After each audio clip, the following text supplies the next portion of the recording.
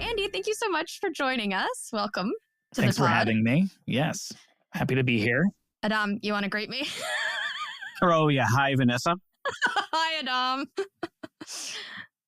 Okay, welcome to Uncertain Things. You're leading this one. But yeah, so I think let's just start at the beginning, if that's all right, Andy. We can start wherever you like. I know a little bit about your growing up in a fundamentalist Christian background. I believe bouncing between Louisiana and Illinois, but mostly Illinois. Do you have any stories from back then that kind of illustrate what it was like growing up back then? The upbringing that I had would be, I think, considered pretty common in the geography that I come from. I didn't necessarily have a peculiar background to anyone who I went to high school with or most of the people who I went to college with. I grew up in a really small town, just 1,000 people, a lot of farms. So how many people in like your class at school? In my graduating high school class, I believe we were 48 people. Ooh, okay, Yeah. that is little. It's That a is small little. school. Yeah, too small to have a football team. Yeah, we had to really rely on baseball and basketball. Could not field a football team. But yeah, I mean, in a small rural community like the one I grew up in, a lot of people are quote unquote fundamentalist Christian in their theology, even if not their practice, because we don't have to get into the history of it, but in the early 20th century, there was this big revivalist movement. There was actually a group that were called the fundamentalists, and they went through preaching and doing these revivals and founding all these different churches, many of whom still exist today.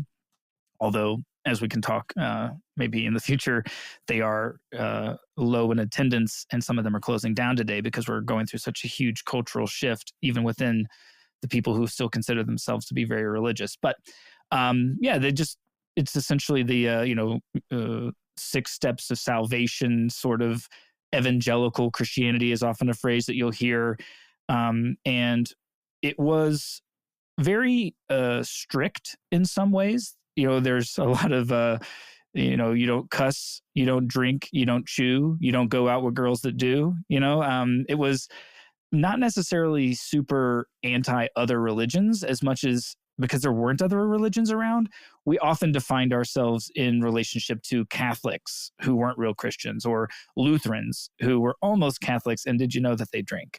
Seventh-day Adventists were a big no-no. I mean, in Sunday school, we were often being taught a lot about Mormonism and how it was a complete obstruction of both Judaism and Christianity. And it really wasn't until, honestly, it sounds terrible, but it wasn't really until 9/11 that I really thought about other religions and remembered that there was a world out there where there were people who held onto their religious beliefs and their customs in the same way that me and my little world did. How old were you when 9/11 happened? 17. When you're saying that you didn't think about other religions, did you think of, was your own faith transparent to yourself? Was it just a mode of being?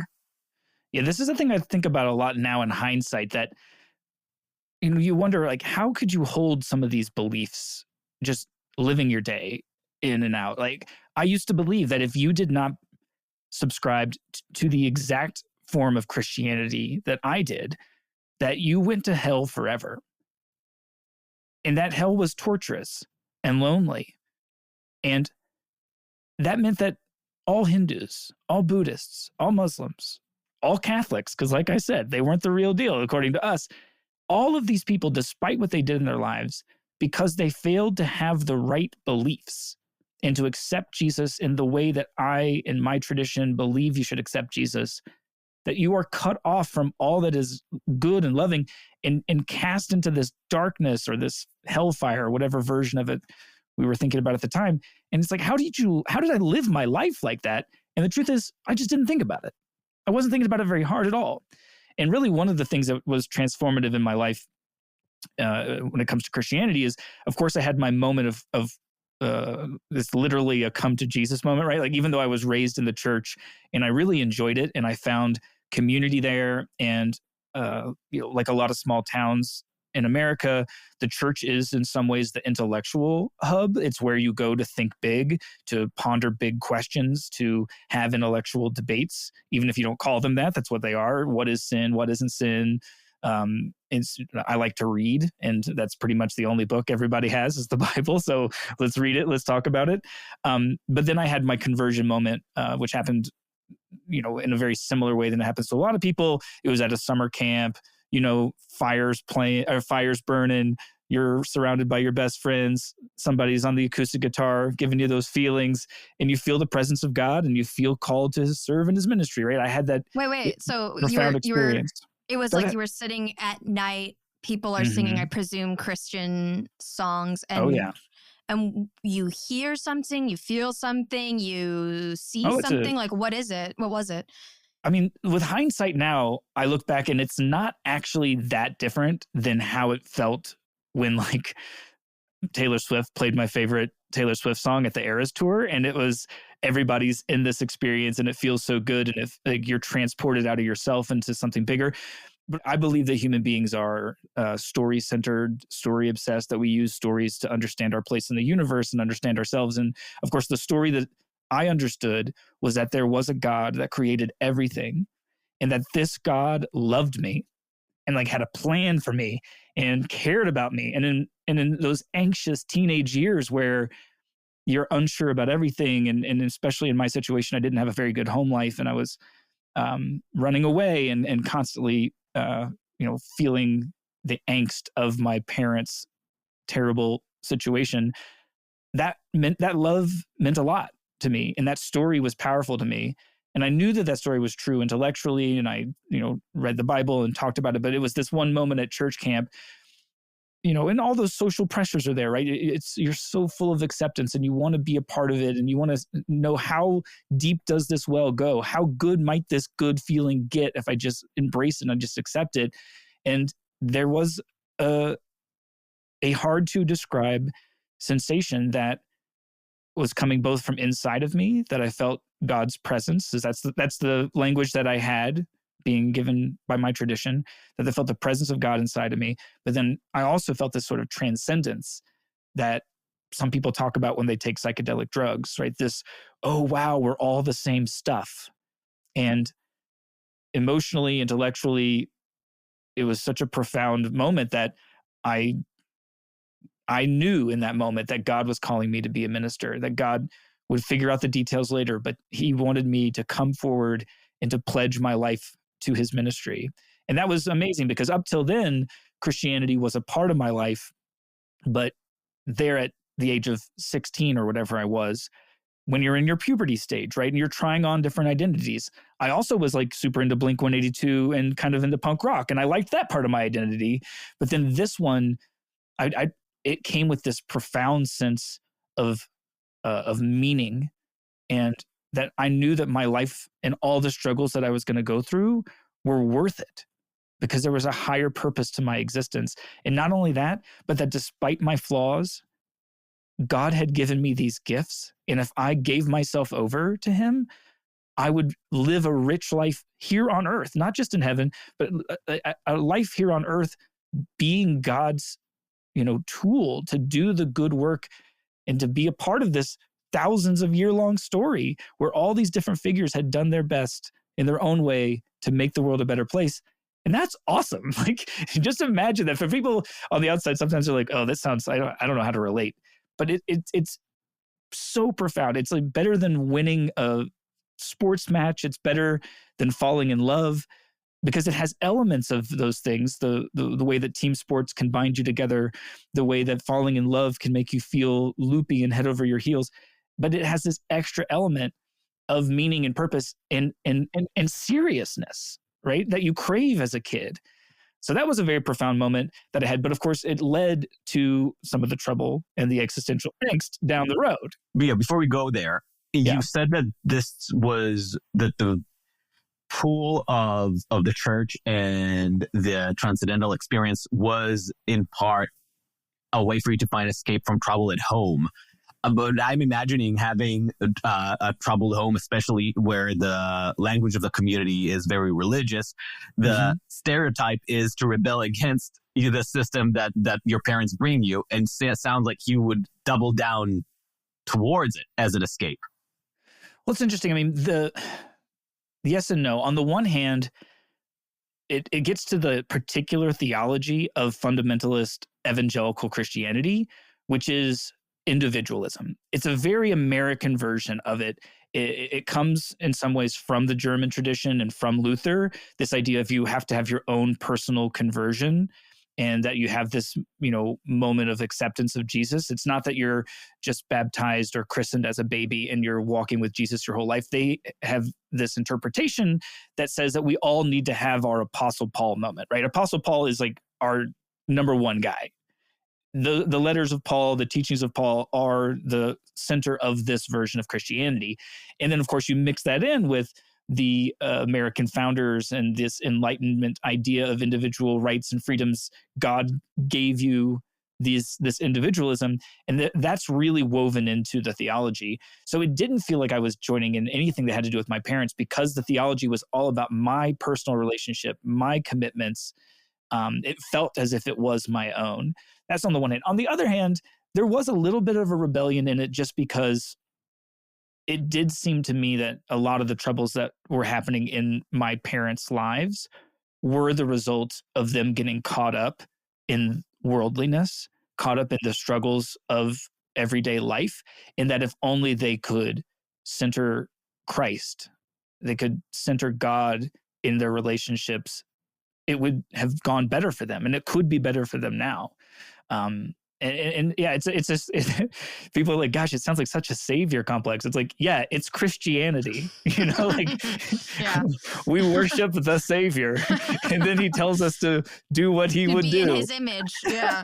How does this fundamentalist self-salvation journey of the Christian community fit within the ability to preserve a community around it, a community that is united in a mission, in a story, in a history, and in a tradition? How does that not come into conflict? I do think it's come into conflict for sure. I think that one of the things that made it successful in the past was this hyper focus on individual relationships with God, and a sense that you don't need a pope, you don't need a church leadership to be a medium between you and God. I think for hundreds of years that was a profound thing, but I think that now that our problem now is not that we are roped into these hierarchical systems and that we feel like we're serfs serving under some lord. Now we're lonely. Now we're so individual that I think that one of the things that the church is struggling with is that it hasn't changed this aspect, and it hasn't even acknowledged that the thing that's happening now isn't that we all want our own thing. It's that all I have is my own thing. I want to share that we are deracinated. Right. And then also, but at the same time, remember my description of my literal come to Jesus moment. Was around people. That is around people, and that is available, and the music, the preaching, the invitations, the traditions, those are really powerful. And especially if you think about some of the impoverished and lower middle class communities throughout the Midwest that make up a lot of the population of this particular branch of Christianity, a lot of them do not have stability in their lives. And the church is that stability. No matter what chaos is existing outside of this, I know that when I show up, they sing this hymn, we stand, we give this prayer, and even in the tradition I was raised in, which was like anti-reading prayers, I would eventually learn about Catholicism and Anglican practices and high church and the reading of the Book of Common Prayer, and I would get way into that in college, and I still really like those prayers. We were like, no, we don't need no Book of Common Prayer. We're just going to speak to God off the cuff. But they said the same thing every week, right? It was a version of the same thing. God, we thank you so much for this day and for gathering us together today in your presence. And people rely on that stability of the church in these communities where it's so lacking in other areas of their life. So how does that happen that for decades these churches are able to maintain the balance between the focus on the individual salvation and the individual search, but also keep the glue of both the, let's call it, group exaltation that you experienced around the bonfire and the regular structure of Sunday congregation? How do they go from this to slowly falling apart and atomizing to the point where churches are closing down, as you described? Yeah, this is not going to surprise you at all. The same thing is happening to the American Christian church that is happening to every single institution around the world. And we can start, it's a long list. You can start wherever you want. You want to go the failure of leadership to live up to their expectations. You want to go with Me Too allegations and sexual abuse and horrible secrets that were hidden for decades that have come to light. You want to go to corruption inside of the money. You want to go to like the way that they start to define themselves largely in opposition to others instead of defining themselves by what they firmly believe, the values that they hold on to. The distraction of the internet and the way that the social media has grabbed onto maybe parts of ourselves that used to be connected through the church, and now we're connected in this far less healthy way through our phone. Politics is a part of it as well. Also something we grab onto in unhealthy ways. Exactly. And it becomes a replacement for the meaning that we might have gotten through our identity as I'm a Christian. I've seen this in people who I love, members of my family, some of my friends, and you can see it in their Facebook feeds. I don't think she'll ever listen to this because she's never listened to a podcast, but my sweet Grammy, when she got on Facebook, she loved it. She had just retired from being a teller at the bank for decades. She had more free time on her hands. She didn't understand the internet, but she understood Facebook. She got how to use this thing, and it was all about her grandkids, and it was all about Jesus memes. And I woke up today, and I thank God for another glorious day of life and for my grandkids. And then somewhere around 2015, just like so many other movements around the country, something happened to that 2015 into 2016 moment where now she's getting more into political memes, anti-Obama memes, pro-Trump memes, anti-liberal memes. And at this point, you struggle with years of this. It's now an addiction, like someone addicted to a slot machine, that there's very little presence in her online world of Jesus, of the grandkids. And it's been replaced by a social justice fight against the liberals, against the wokes, against men who are participating in women's sports, right? Why does my Grammy care about that? Because it feels important. It is definitely giving her meaning in her life. And it's something that the church just can't compete with anymore.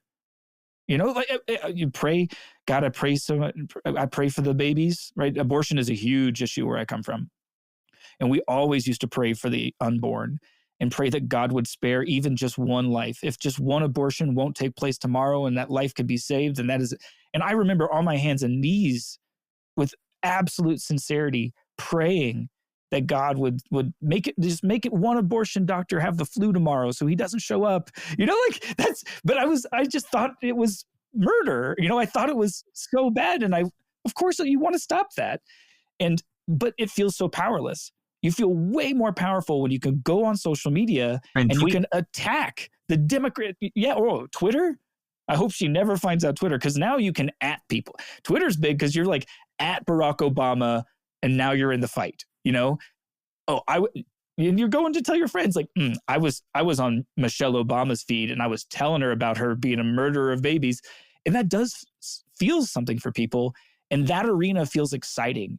That arena feels accessible right there in your hand in a way that going to a church, sitting through a service, maybe it's the same service you've been sitting through for years, closing your eyes and just praying, God, do something, I don't think is working for these people in the way that it might have before. But as somebody who's close to that world, both emotionally and also have a lot of people who are in it, the mindset that they bring into the culture war is still Christian.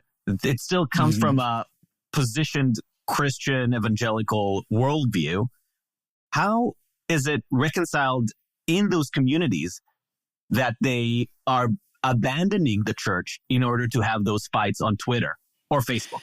Well, because it's not that black and white. You know, they still identify strongly as Christians. They still often attend church, even if less so than before. And they have that oppositional thing going on. How in the world are there so many Republicans out there who stood for Reaganomics, who stood for George W. Bush's compassionate conservatism, and now love Donald Trump?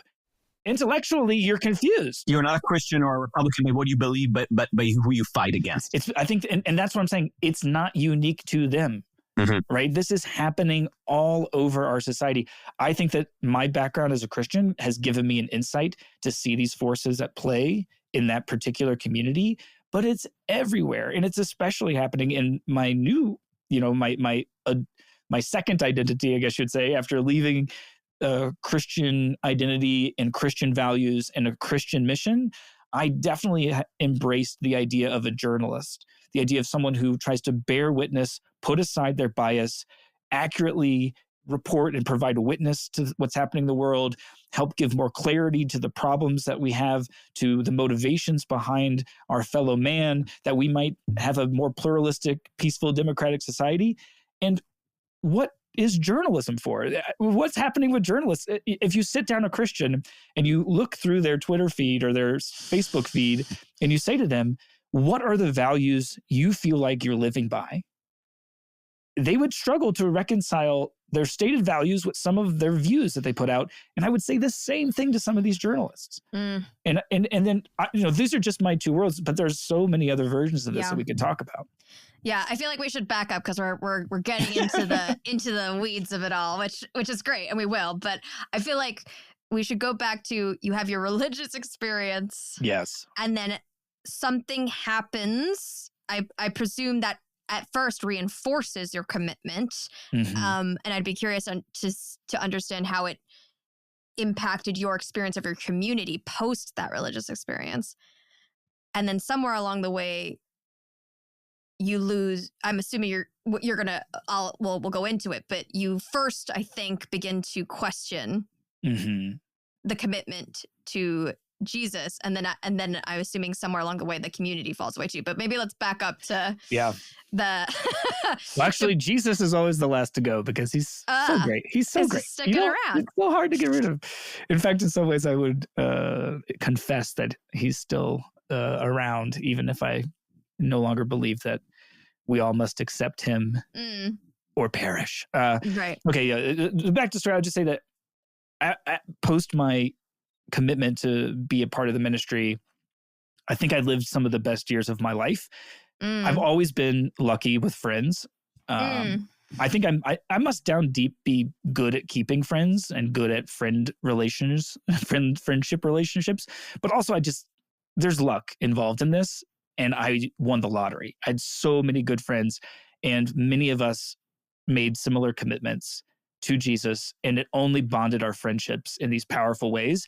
And we could see in our social world as we were 17, 18, 19, 20, the bonds that we had and the real community that this robust group of friends had together was such a stark contrast to the ways that our parents and our uncles and aunts were living, which was often far more lonely, far more watch TV or work all day, just all over. We could tell, even when we would encounter other friendship groups, and this became a part of our witness because we loved punk rock music and then we loved emo music. And so we went to concerts all the time, and people were drawn to us. They were drawn to our friendship because of our intimacy, because of our love for each other, because of our courteousness, never missing birthdays, constantly celebrating every victory in each other's lives, being there whenever we go through hardships.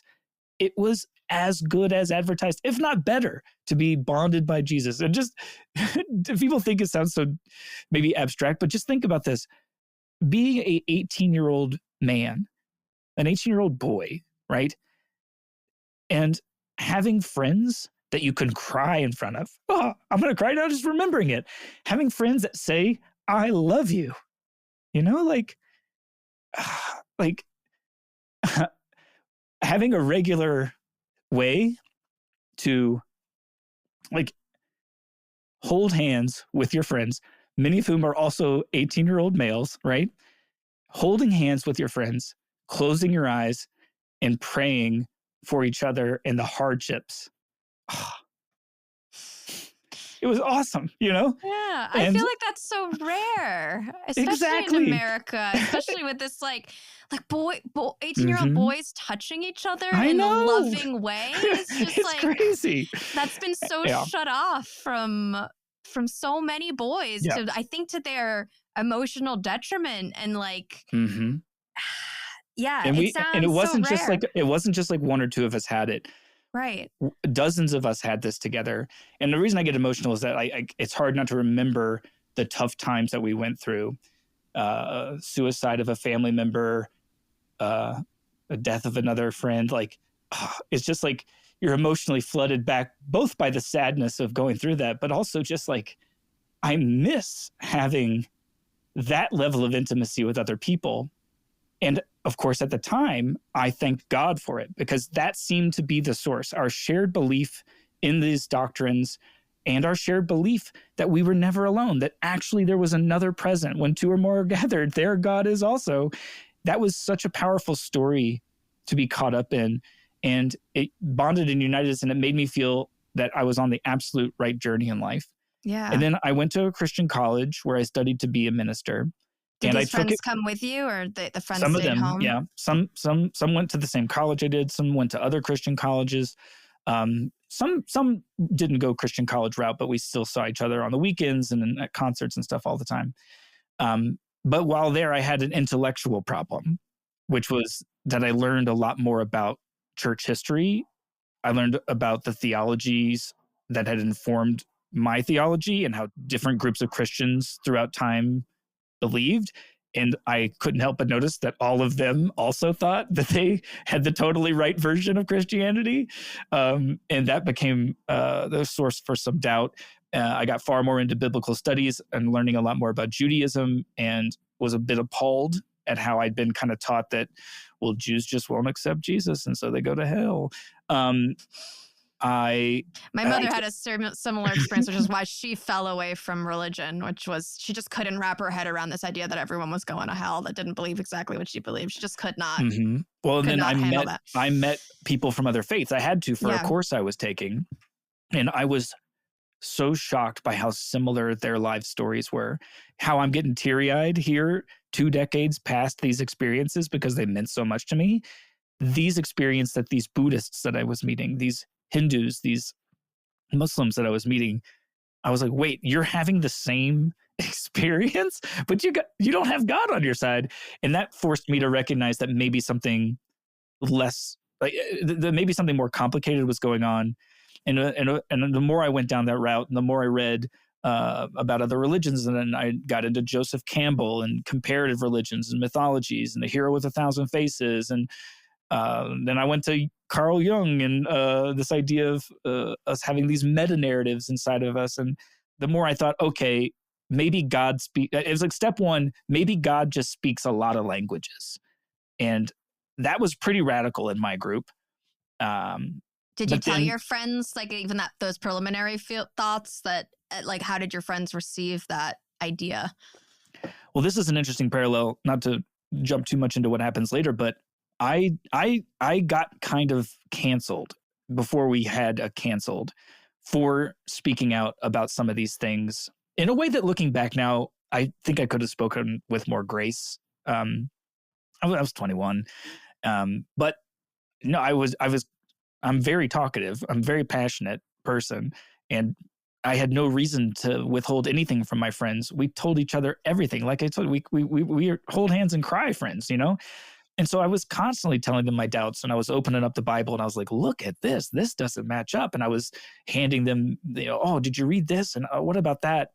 And for a while, they were on board. And one of the reasons they were on board is that, so this is like 2003, 2004, 2005. Iraq War is happening, and it was a big like wake-up call for those of us who thought Republican and Christian just go hand in hand. George W. Bush is our guy. And they were like, oh, this looks like it might be wrong. And we were surrounded by young people who had reasons to think maybe the Iraq War wasn't good. And then the second thing was that gay marriage and the fight for gay equality was becoming a bigger issue. And gay people were coming out, including some gay people in the church, gay people that we were friends with, that were in that circle with us. And we were like, holy shit, we're wrong about this. Like, there's nothing wrong with Trish. She's just gay. I don't know. Like, she likes girls. All the boys I know like girls. Is that weird to like girls? And that really started to make us question certain assumptions. And then, of course, that split the crowd, because it's not that you can just say, okay, maybe it's okay to be gay. It's that, well, what do we do with the 6 verses in the Bible that clearly say otherwise? To question the acceptance of gay sexuality as a normal human behavior for fundamentalist Christians is to question that the Bible is the perfect inherent word of God, which is to question everything. And it's why it was such a big issue. People act like, oh, they're such homophobes. No, it's not that. I mean, some of them were definitely homophobes. But that's like, you meet a couple of gay people, you watch an Ellen DeGeneres show, and you get over some of the homophobia pretty quick. The bigger problem is the foundation of my religion has told me that the Bible is perfect and that God left everything I need to know about life in it. And these verses are not ambiguous. Okay, so I have to ask you about this, because this is an interesting, let's call it comparative epistemology question. Adam's going back to the weeds, Vanessa. You're never getting them. No, it's all right. It's all good. That's what we do. We digress. We come back. Hopefully. Yeah.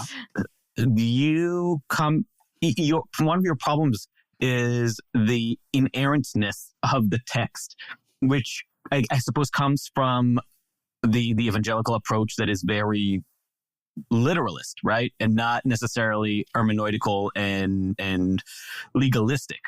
Yeah. From the Jewish perspective, you can be an original inerrant constitution that then gets reinterpreted as a living document over the years to soften, reinterpret, re-understand, and sometimes turn a blind eye to some of the verses, which completely redefines your practice and your worldview, and also doesn't really create a lot of tension with the fact that you look back at the text and you say, yeah, that sounds shitty.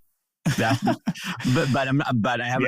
can see. What exactly are they doing with the women who they have kidnapped and are distributing between the tribes? Right. Exactly. That was a big question mark when I reread the Bible in my skeptic years. Right. And I'm like, what is God commanding them to do with these women they've captured? This doesn't seem cool. There's a lot of human abuse. There's a lot of body part abuse. There's a lot of cruelty and gratuitous violence. What today will come across as gratuitous violence, let alone prejudice and bigotry in the Old Testament. And for a Jewish reader, and I'm talking epistemologically, not theologically, there was no problem with that. That does not create necessarily a lot of tension. Obviously depends on your Jewish. Or you guys have got your sects as well that go hard into that. Yeah, of course. And there are ones that are more feely about the text, that I consider them much more Christian about the text, because their religious view is more experiential than it is legalistic. But there's a lot of legalistic tradition over 2,000 years of Jewish approach to text, which just allows, even if your sect decides that homosexuality is still banned, it's not inherently different than interpreting it as homosexuality is totally fine. It's just a different school of thought, right? But it doesn't create that knot in your heart that makes you question, how did we get here, or how do I stand with the original text and with the entire tradition because of this one conclusion that goes in that way or the other. For you, it sounds like it is because the relationship to the text is literal and the inerrantness of it needs to apply today. Yeah. Am I correct? Well, yes, exactly. This is why it wasn't just an intellectually interesting divergence happening between my deeply intimate friendship group, my family who was so proud of me for going to be a minister, my Christian college where I was the vice president of the student body. This is why it was a dangerous thing. What the road I was going down was not seen as, oh, interesting. I'm not sure I would have that interpretation. It was, Andy, I'm praying for you. I fear the road that you're going down. And there is a part of my personality that didn't appreciate that and was like, you know what? I'm going to double down. Because there's a number of ways that you could do it. There is a way in which you could sit, and many Christian theologies are trying to grapple with this now. There's a more liberal movement. There was this really amazing woman, I guess she would call herself a minister, named Rachel Held Evans, who sadly passed away a few years ago. But she was very popular in this more liberal Christianity. She embraced that as a term, like a liberal Christianity, a progressive Christianity that was less legalistic, less fundamentalist, and more trying to look at to see what does this great text give us, and how do we, as living with it in our lives, how do we interpret it in a way that isn't just trying to follow 2,000-year-old rules, but is trying to live in conversation with it. And I think that sadly, her passing was one of the most impactful things that's happened to American Christianity, because it really slowed the movement that she was helping lead down. And it happened right around the same time that a bunch of the kind of social media algorithm anger stuff came out. And I think a lot of those liberal Christians just became, I mean, they're now kind of what we call like woke Christians. They are scolds of a different kind. And some of them, you know, I'm sure are awesome people, but they're having that trouble seeing how they're coming off. They don't come off any more loving than the conservatives that they're so mad at. It's just they've chosen different targets. But to go back to my own experience, trying to reconcile how we can passionately believe and yet how we have to have doubts, and how we must strive with courage and conviction to do God's work in this world, while also being humble to know that we don't have it all figured out. Those tensions were difficult, and they constantly were leading me first to believe that, in fact, our fundamentalist Christian theology was wrong. Second, to believe, because I'd been taught that once you're convicted of something, you go preach it, that's something I needed to preach to the fundamentalists. So I became someone who was very adamant that we were using the Bible the wrong way, that we were unnecessarily getting a reputation in the world as a bunch of judgmental people who won't let our gay kids be themselves, and that we needed to have a reputation in the world that when people think of Christians, they shouldn't think of scolds. They should think about generosity. They should think, wow, those are those people who are constantly helping the poor, who are like letting the homeless sleep in their spare room. Those guys are crazy. They're so loving. And that was kind of stage one.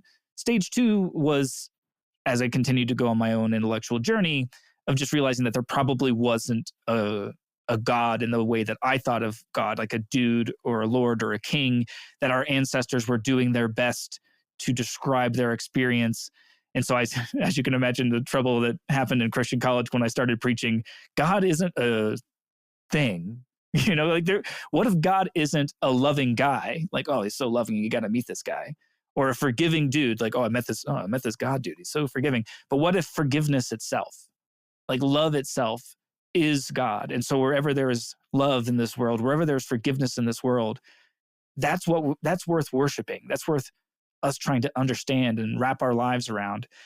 And then I got kicked out of Christian college and lost a lot of my friends. And I say it in jest, but it was actually really, really a terrible experience. What's the then?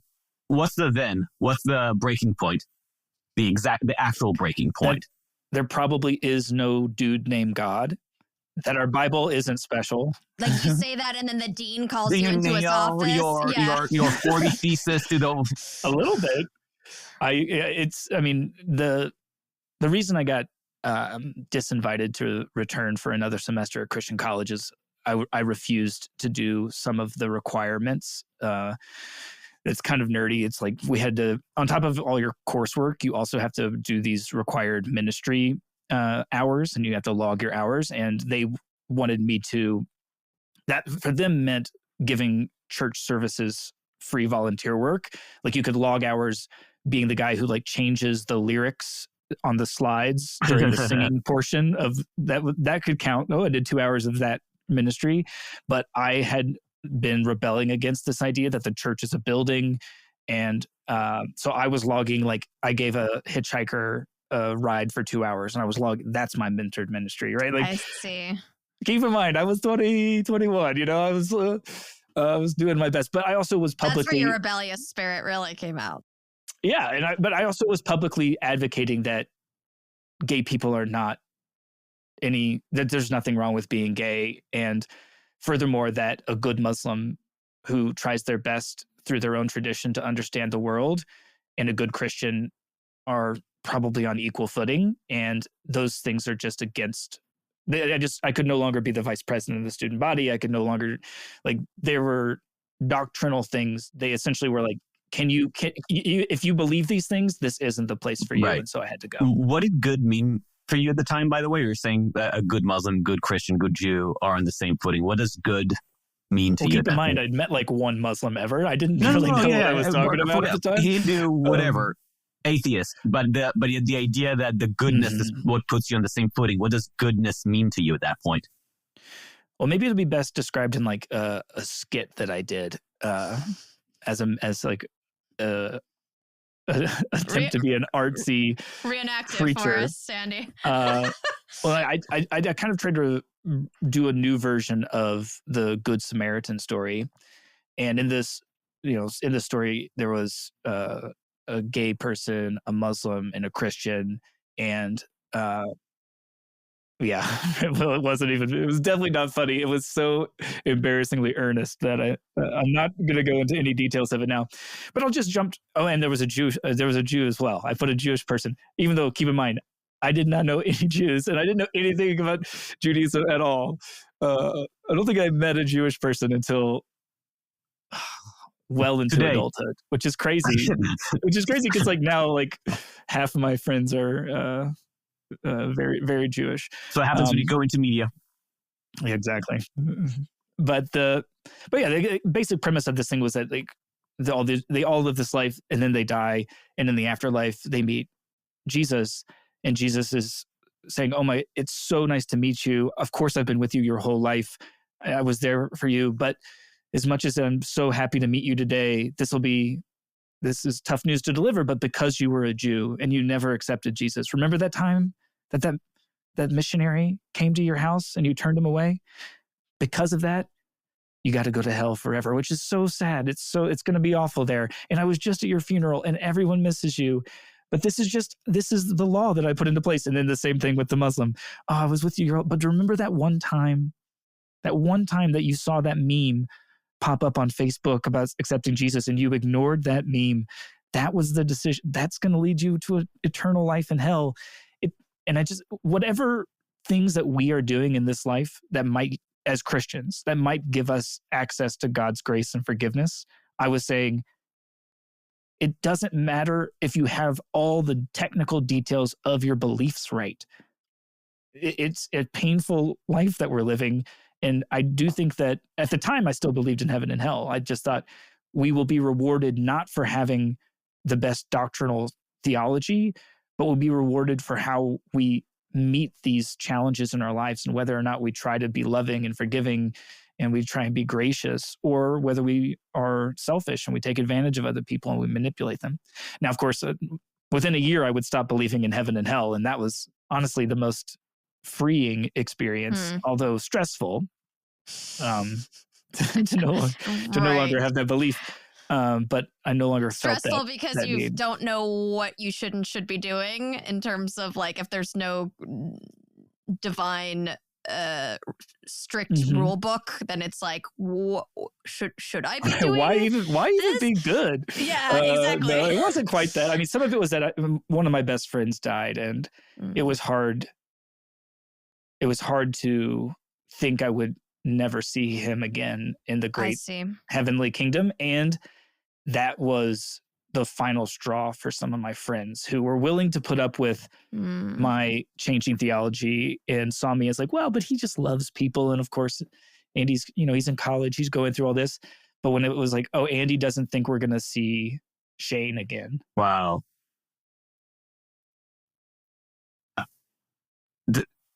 When you're having a conversation with your friends about Shane, how does it come up that you don't think you're going to see him? Do they push it on you because they need that validation? Or do you feel that your rebelliousness, I need it to be out there that I don't think we're actually seeing him again? A little bit more of the latter than the former. I mean, it's just a natural thing for Christians to find comfort in heaven. And so in the social situations I was in, people would say, oh, I was missing Shane so much today. And I was just thinking about how amazing it's going to be when we're together again in heaven. And it helps me when I'm feeling down to know that he's in a better place.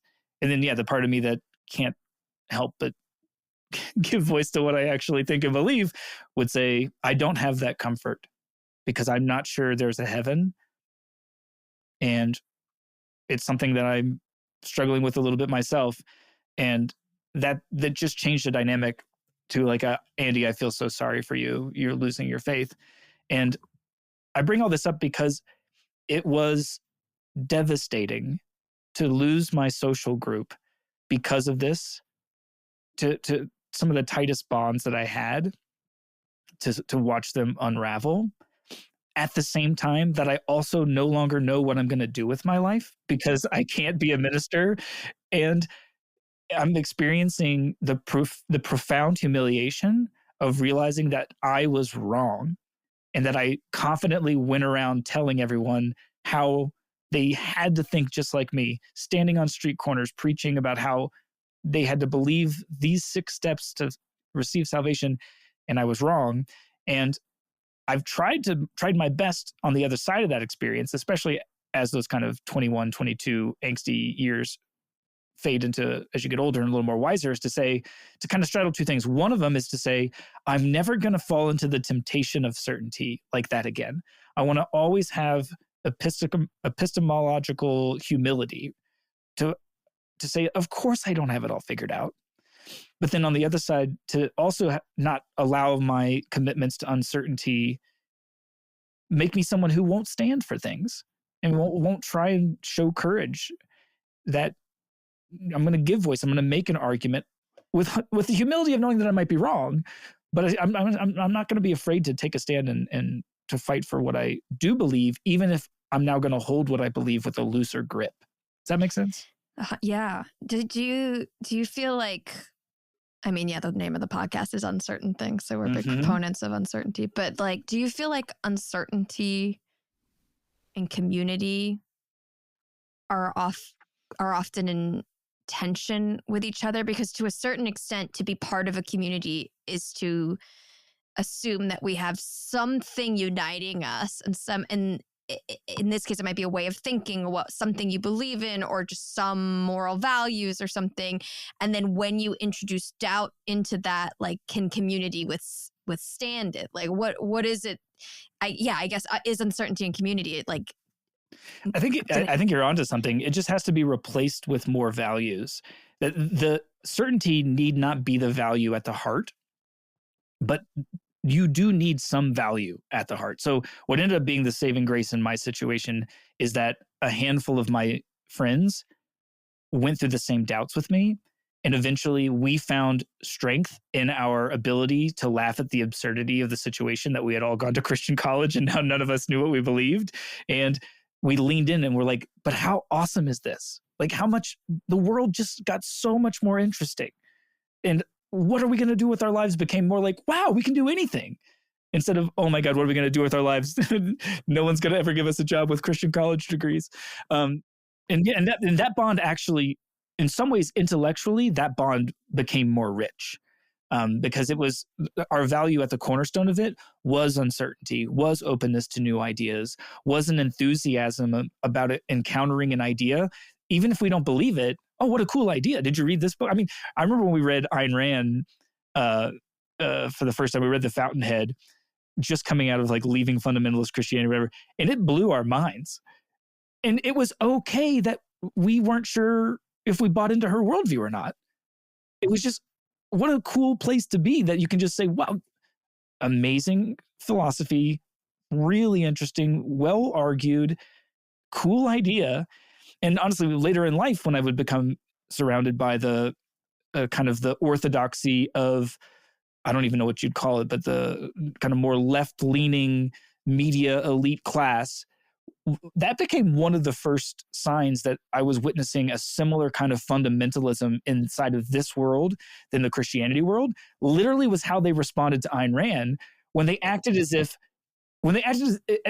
acknowledging that that was an interesting book and a really interesting way to use a novel to push philosophy. To acknowledge that was like, oh, so you agree with her?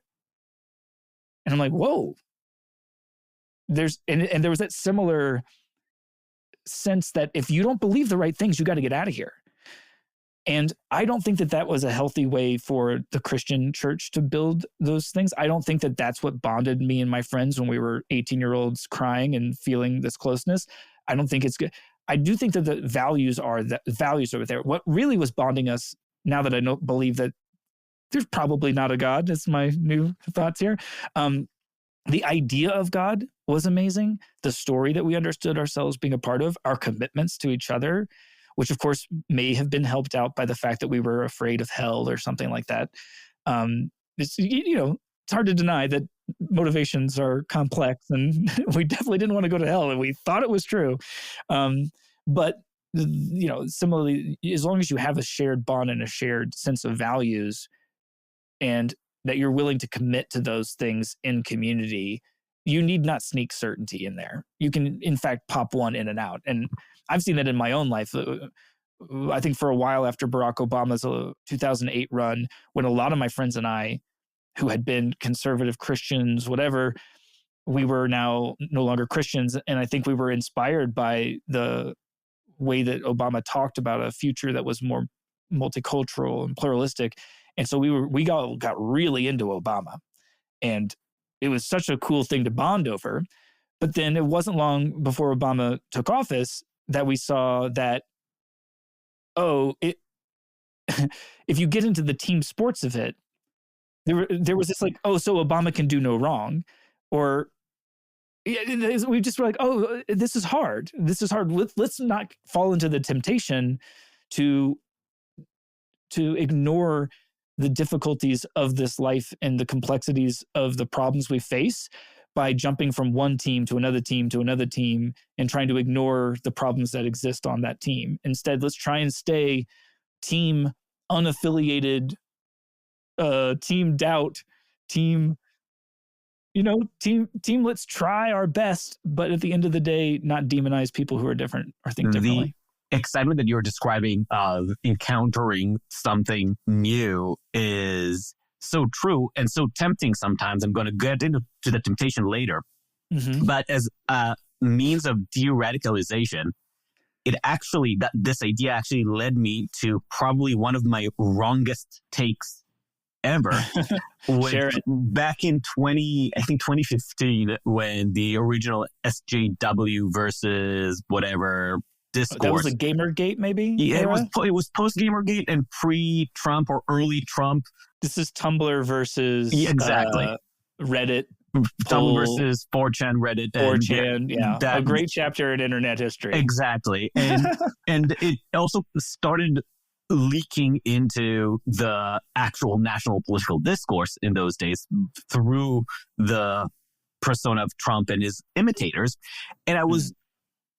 I don't remember who I wrote it for, but I remember arguing that this is getting so predictable, repetitive, and boring, with arguments being AI generatable. And that was back when AI was really bad. That surely our way out of this cycle of stupidity would be people would grow bored of it, and just by sheer desire to enliven themselves in their spiritual world will expose themselves to contrary opinions and the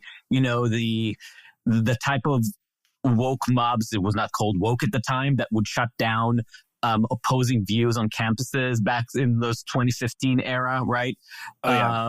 what was it, deplatforming time, that would burn itself out because people would be bored. And boy, was I wrong. Boy, did people enjoy their dull fundamentalism. Yeah. I mean, I think it feeds something. I do think that a lot of people get bored with it. And the people who don't get bored with it, it's not because the content is so rich and because the worldview is so enlightening and feels robust as a mental place to live. In fact, I don't think that they have a very robust philosophy. I don't think that there is a lot of intellectual meat there that they're finding satisfying and filling their minds or their bellies. I think that it is feeding something far darker and sadder that gets to, I think, the point that connects the Tumblr warriors and the 4chan warriors. They both seem so different on the surface, but if you pull back from the details of their beliefs, they both were lonely, isolated, spending way too much time on the internet, and starting to think that it means something when I say a really nasty thing to a stranger on the internet. It doesn't just feel good to me. It means something.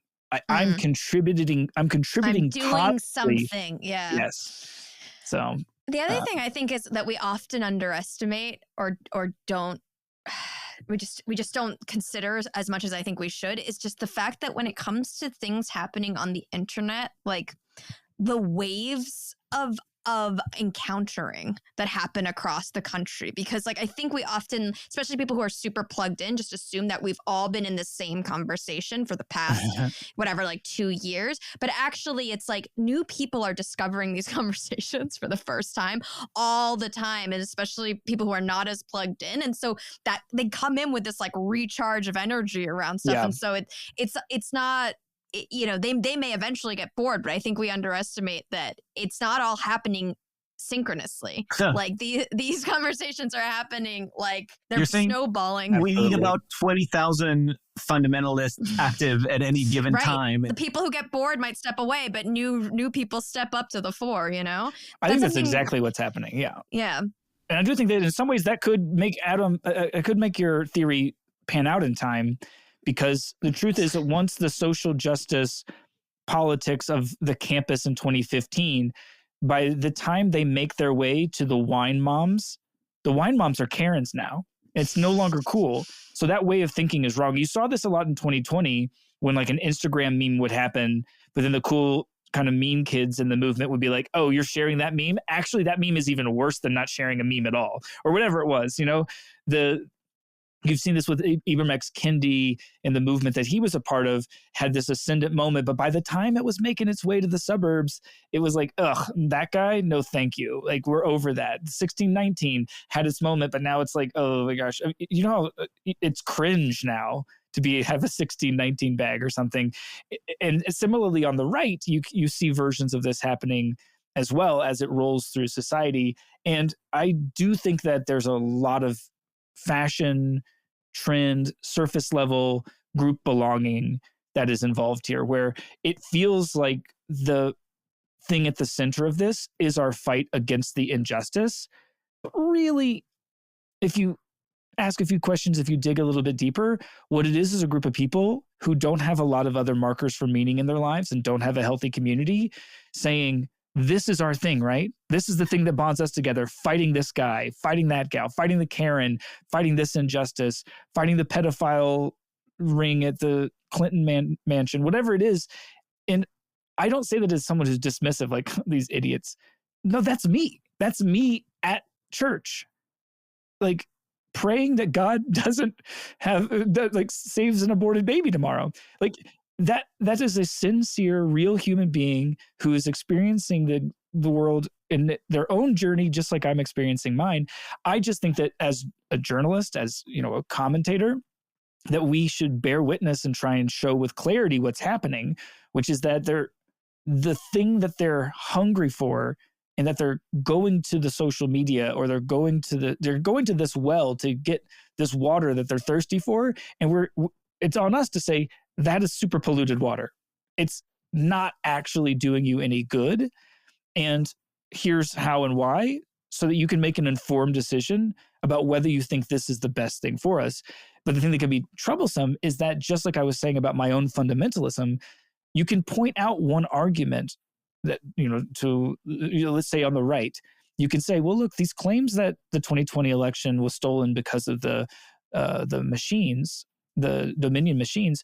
Here's all the ways in which, we found out that there was 6,000 votes off in the state of Wisconsin. You can go through the details with them, but at the end of the day, it's not actually about the Dominion machines.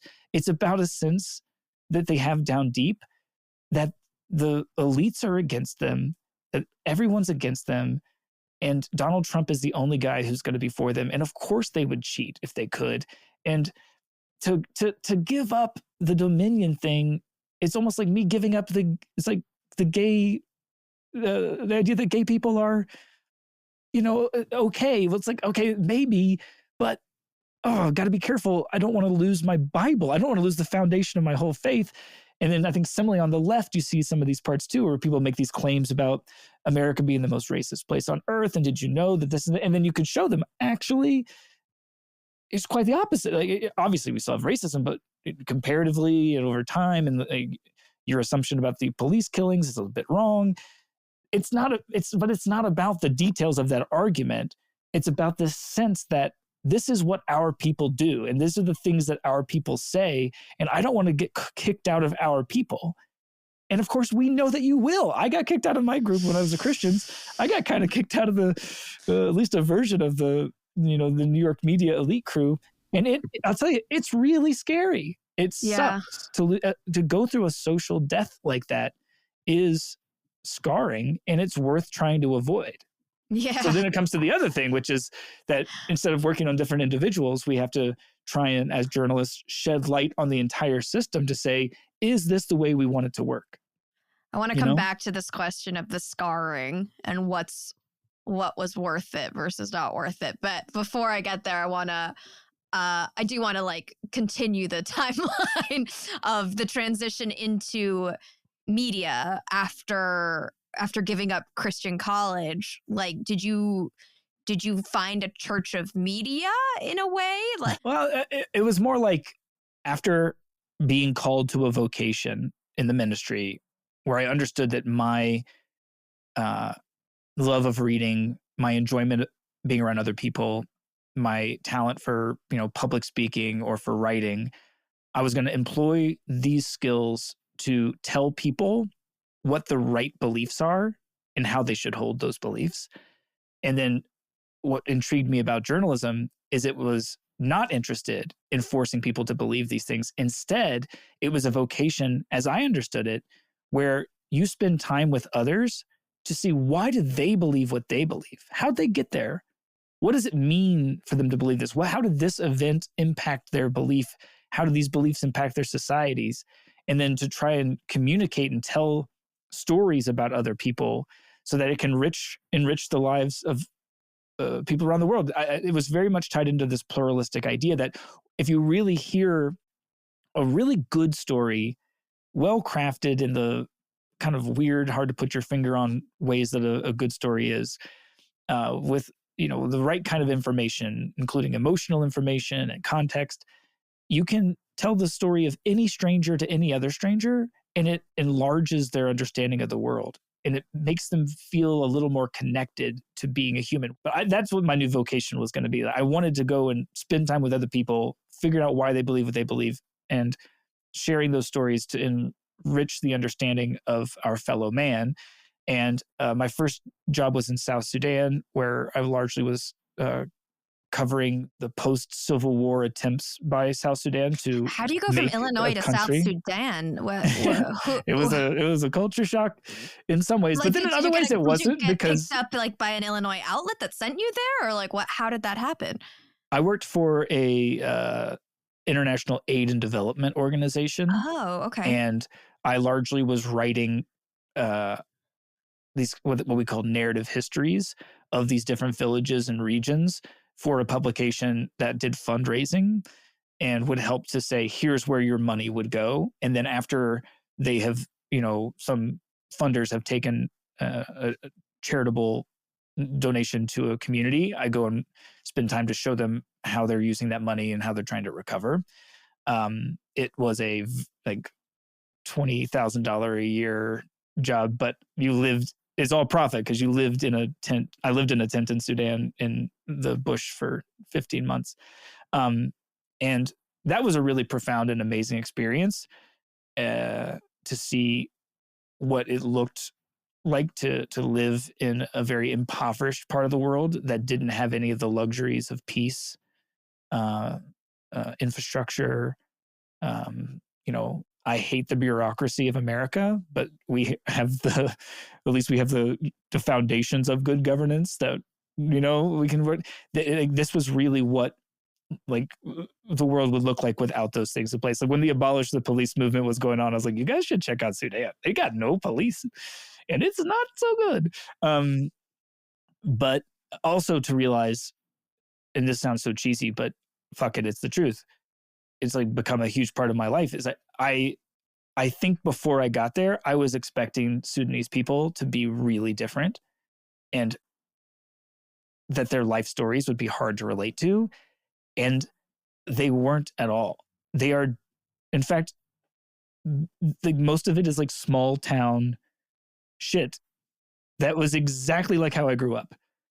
Now, without all the benefits of medicines and modern, and all those things come with a lot. And it's not just like, oh, it'd be nice if you guys had penicillin. It's like it changes your outlook of the world to be in the post-industrial American system versus, South Sudan with no paved roads, no plumbing, no running water, no electricity for the most part. But it was like, oh, you guys are exactly like us. We are really just one human species. And that became such a powerful tool to learn early in my career. And it was helpful, especially when I would like eventually get into doing political coverage. And there was a sense of how alien of those people are over there. But in my mind, from the very beginning, it's like, there are no aliens here. It's just us. Like, these are just people. No matter how superficial the differences are, the human nature is the same. So when you're there trying to understand their society, their lives, how do you actually navigate between this intuition to see it as part of a universal human experience and the possibility that you are actually superimposing your own ideas of society or your own experiences on them and reading their stories through your lens? Ooh, is this straight Jung? Is this are we bringing the psychology in? I mean, is my map of reality that I'm bringing to this conversation truly in line with your map of reality? I mean, especially back then, I was 22, 23 years old on my first gig. It's definitely possible that I had it's not only possible, it's likely that I had a very unsophisticated idea of what I was up to. I never took one journalism class. Everything I knew about journalism, I got from working at the college newspaper and reading some books and watching, All the President's Men or something. I was winging it. And so I'm sure that there's an aspect of that. And I'm sure there's always an aspect of that. But the truth is that it wasn't a fly in, spend 2 hours and fly out experience. I lived there. I ate the food with them. I, swam in the Nile River with them. I hovered around the fire on the chilly nights and, hung out in the shade on the sunny days. Like, it wasn't a vacation. It was a deep attempt to know them. And as you've realized from this conversation, I'm incredibly chatty. And so were a lot of them. And so we didn't have electricity. What do you think we did? We chatted about everything. And of course, there's no universal, like when I say like, they're human beings just like us. Yes, but our differences are really unique. Like one of the things I thought about a lot was the ways in which a lot of my Sudanese and Kenyan friends that I worked with there, they were a few years older than me and they already were married with kids. And at 23, 24, 25, I'm like, wow, that's so wild. And their idea of a married relationship differed so much from an American one. And in ways that I think were really helpful. For one, they kept saying, why in America do you think that your wife or your husband should be your best friend? Isn't it hard enough to be a spouse? You should get your own friends. Like, Just things like that. That that are like created an imprint that I still think about years later because there is a little bit of cultural relativity that can be good. Now, too much cultural relativity, and you're over here forgiving the Taliban, saying, "Well, that's just their way," and I'm not sure that's the way we want to go. But there is a sense like we're all trying to compare notes on life, and I do think that as much as the temptation is there, that like maybe I'm superimposing. When you spend a lot of time, my friends in Sudan's version of being head over heels in love, even though they weren't raised on all the pop music that poisoned my brain to thinking that it's the Mariah Carey and it's the whatever, like, but it's still, it's the same. Like it's very similar with their cultural traditions that are tied into it, which often in their minds say that you need to kind of be locked in by 18, 19, 20 years old. And ours is, you'll have a journey. It's the thing that when you read Tolstoy and you're confused at how in the world you're supposed to relate to some rich aristocracy in 18th century Russia. But then when you get to these love and jealousy and suicidal thoughts, you're like, holy shit, I know this feeling is different as my life has been from this. And that I think is, disregard, like that is, I think, one of the things that narrative journalism, the kind of journalism I'm dedicated to, that's one of the reasons that I believe in it, that despite the fact that right now it's not having a moment, that it appears that the media world is full of hot takes and opinion pieces about how the other side sucks.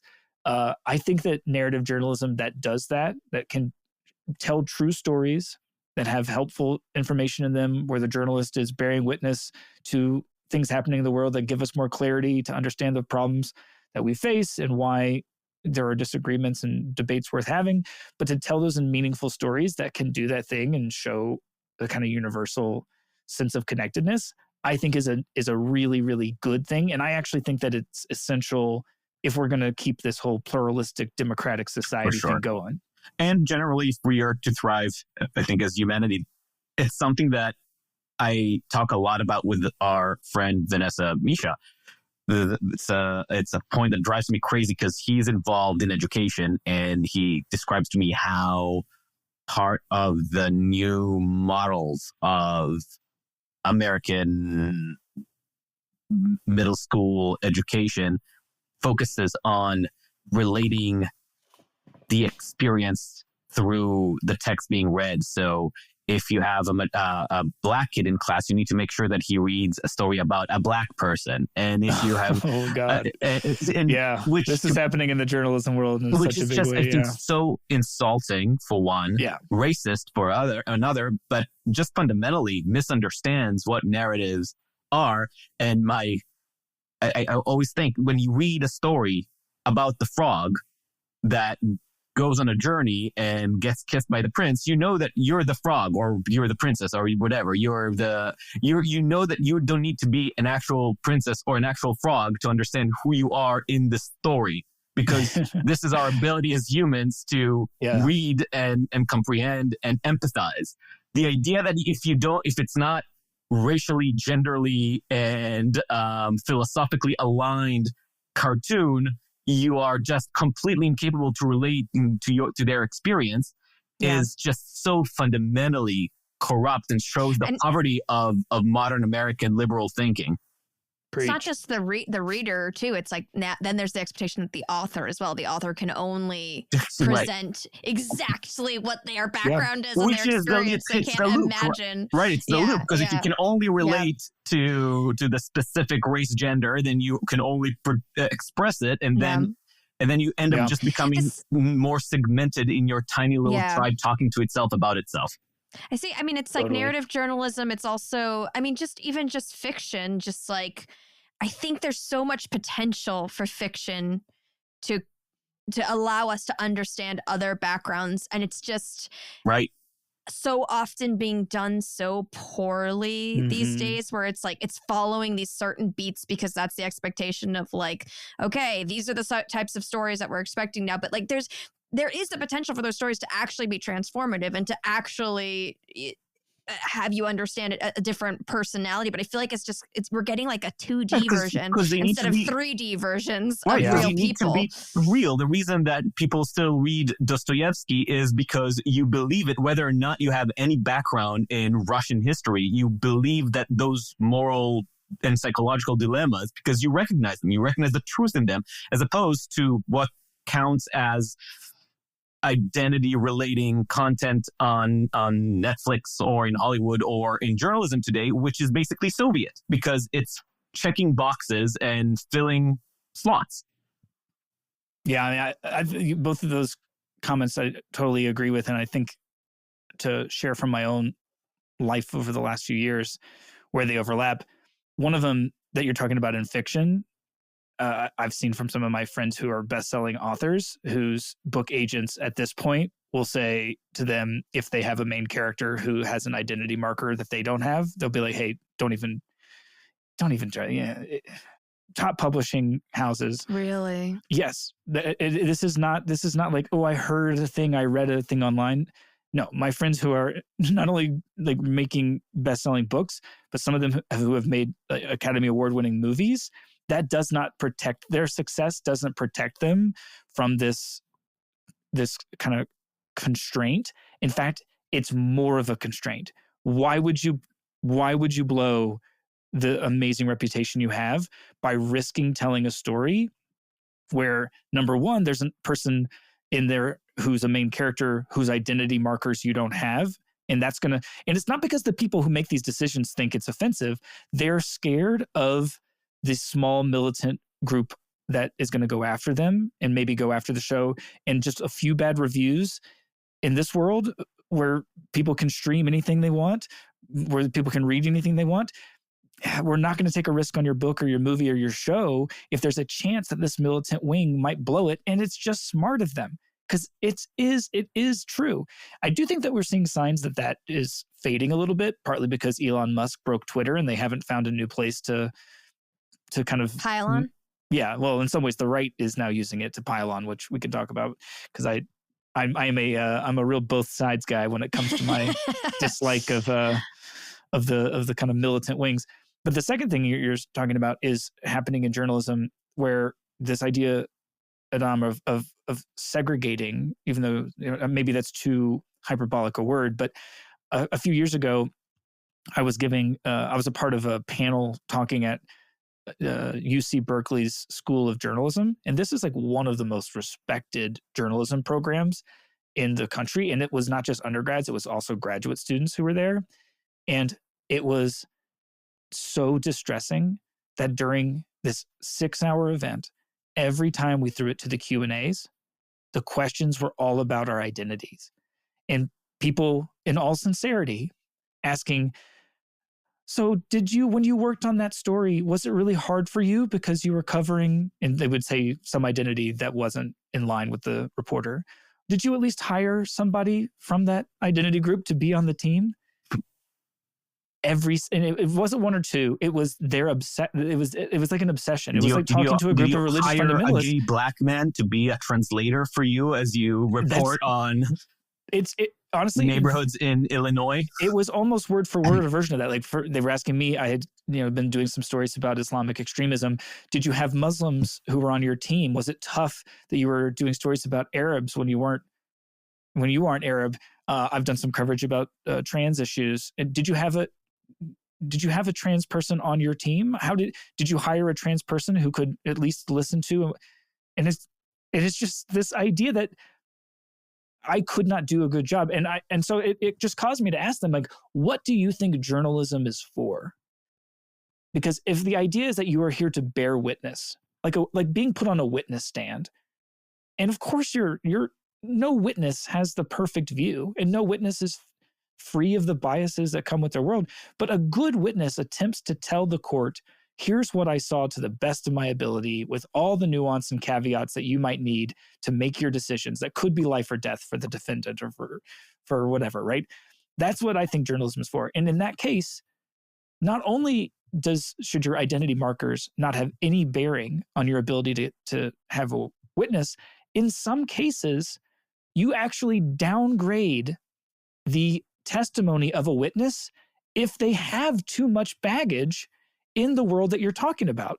You don't, for example, if you have a case, I've done a lot of reporting on sexual assault, if it's just the reality, it's not a moral failing. If you are the victim of a sexual assault and you're called to be a witness in a case of somebody who's being convicted for sexual assault, that's information that the court uses to say, well, this person might have a little bit of a bias. Now, it also means she might have a little bit of an expertise, right? That she might know and have some insights into this, but it doesn't make her better or worse of a witness in the end. No, I mean, I think it actually, as you pointed out, it actually does, like, because disinterest is the value being generally upheld in our system of justice.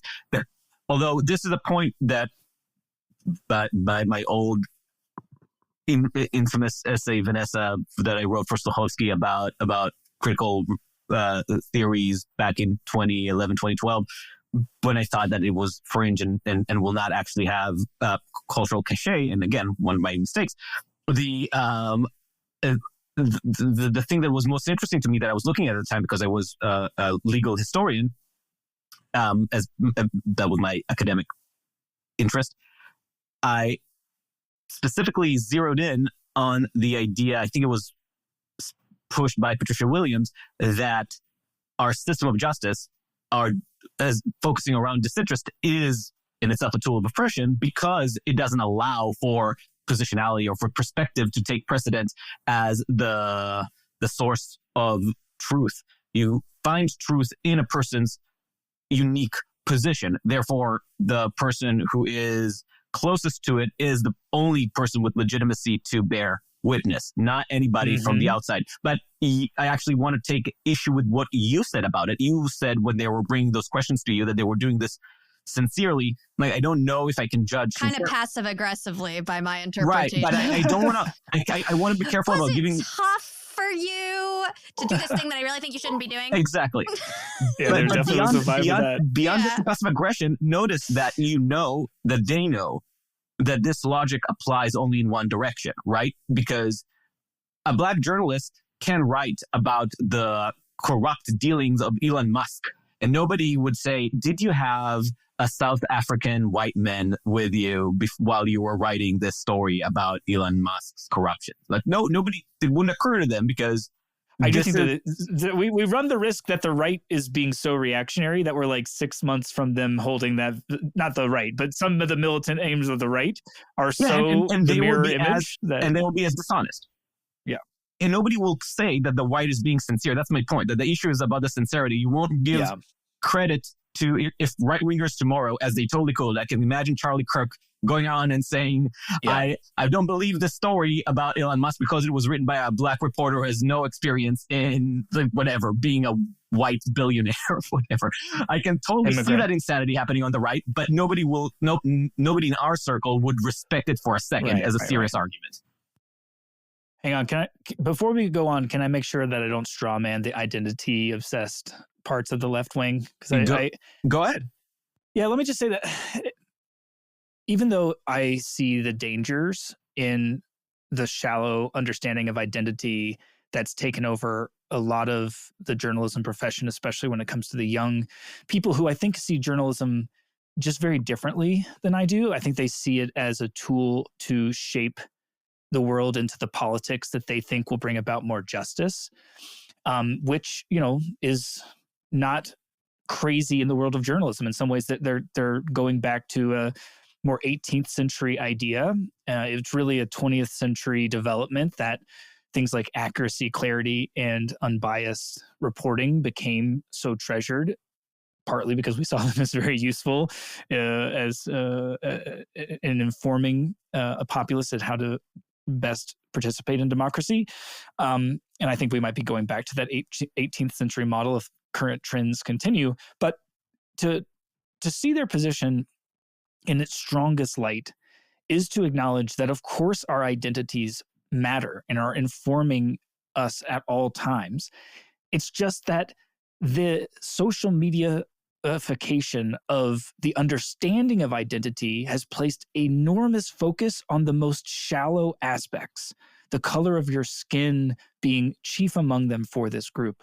When they're sitting there asking me questions about how hard it must have been for me to report about Islamic terrorism and about Islamists and reporting about the hardships happening in Arab and North African communities. What they were unable to see is the thing I was just mentioning to you earlier. I actually, because I believe so certainly in the afterlife and that this life is but a blip and we're going to spend eternity in the hereafter. And therefore, that's what really matters. That's what a lot of the jihadis believed. And it's what gave them the courage to do things that I think are horrible, but took a lot of courage to be a suicide bomber, to do these horrible things that they were doing, because they thought they were right and they thought heaven is worth it. And they thought that the legacy that they were leaving on earth would be a holy one. And that they couldn't see that there are aspects of my life story and my deeper identity that actually help to inform me and make me a good reporter in that way, in the ways that like one of the a UC grad, so like think of a guy that I actually met, a guy who grew up in a wealthy California suburb and his parents were quote unquote Muslim, but he didn't know anything about Wahhabism or any of that. He went to an Ivy League school and he was surprised at his inability to relate to some of these people, even though on the surface, his skin color, his identity markers on social media would make it look like he'd be better. And then similarly, like, oh, how do you report a North African? It's like, well, because they live in small towns and I'm from a small town. And that is still valuable. Like, it would be a shame. The idea that we're fighting for diversity in these newsrooms, I hate how politicized it's gotten, because of course, deep diversity is a treasure. Right. In a real sense, but that's in the real sense. I don't think anybody here is disagreeing with that.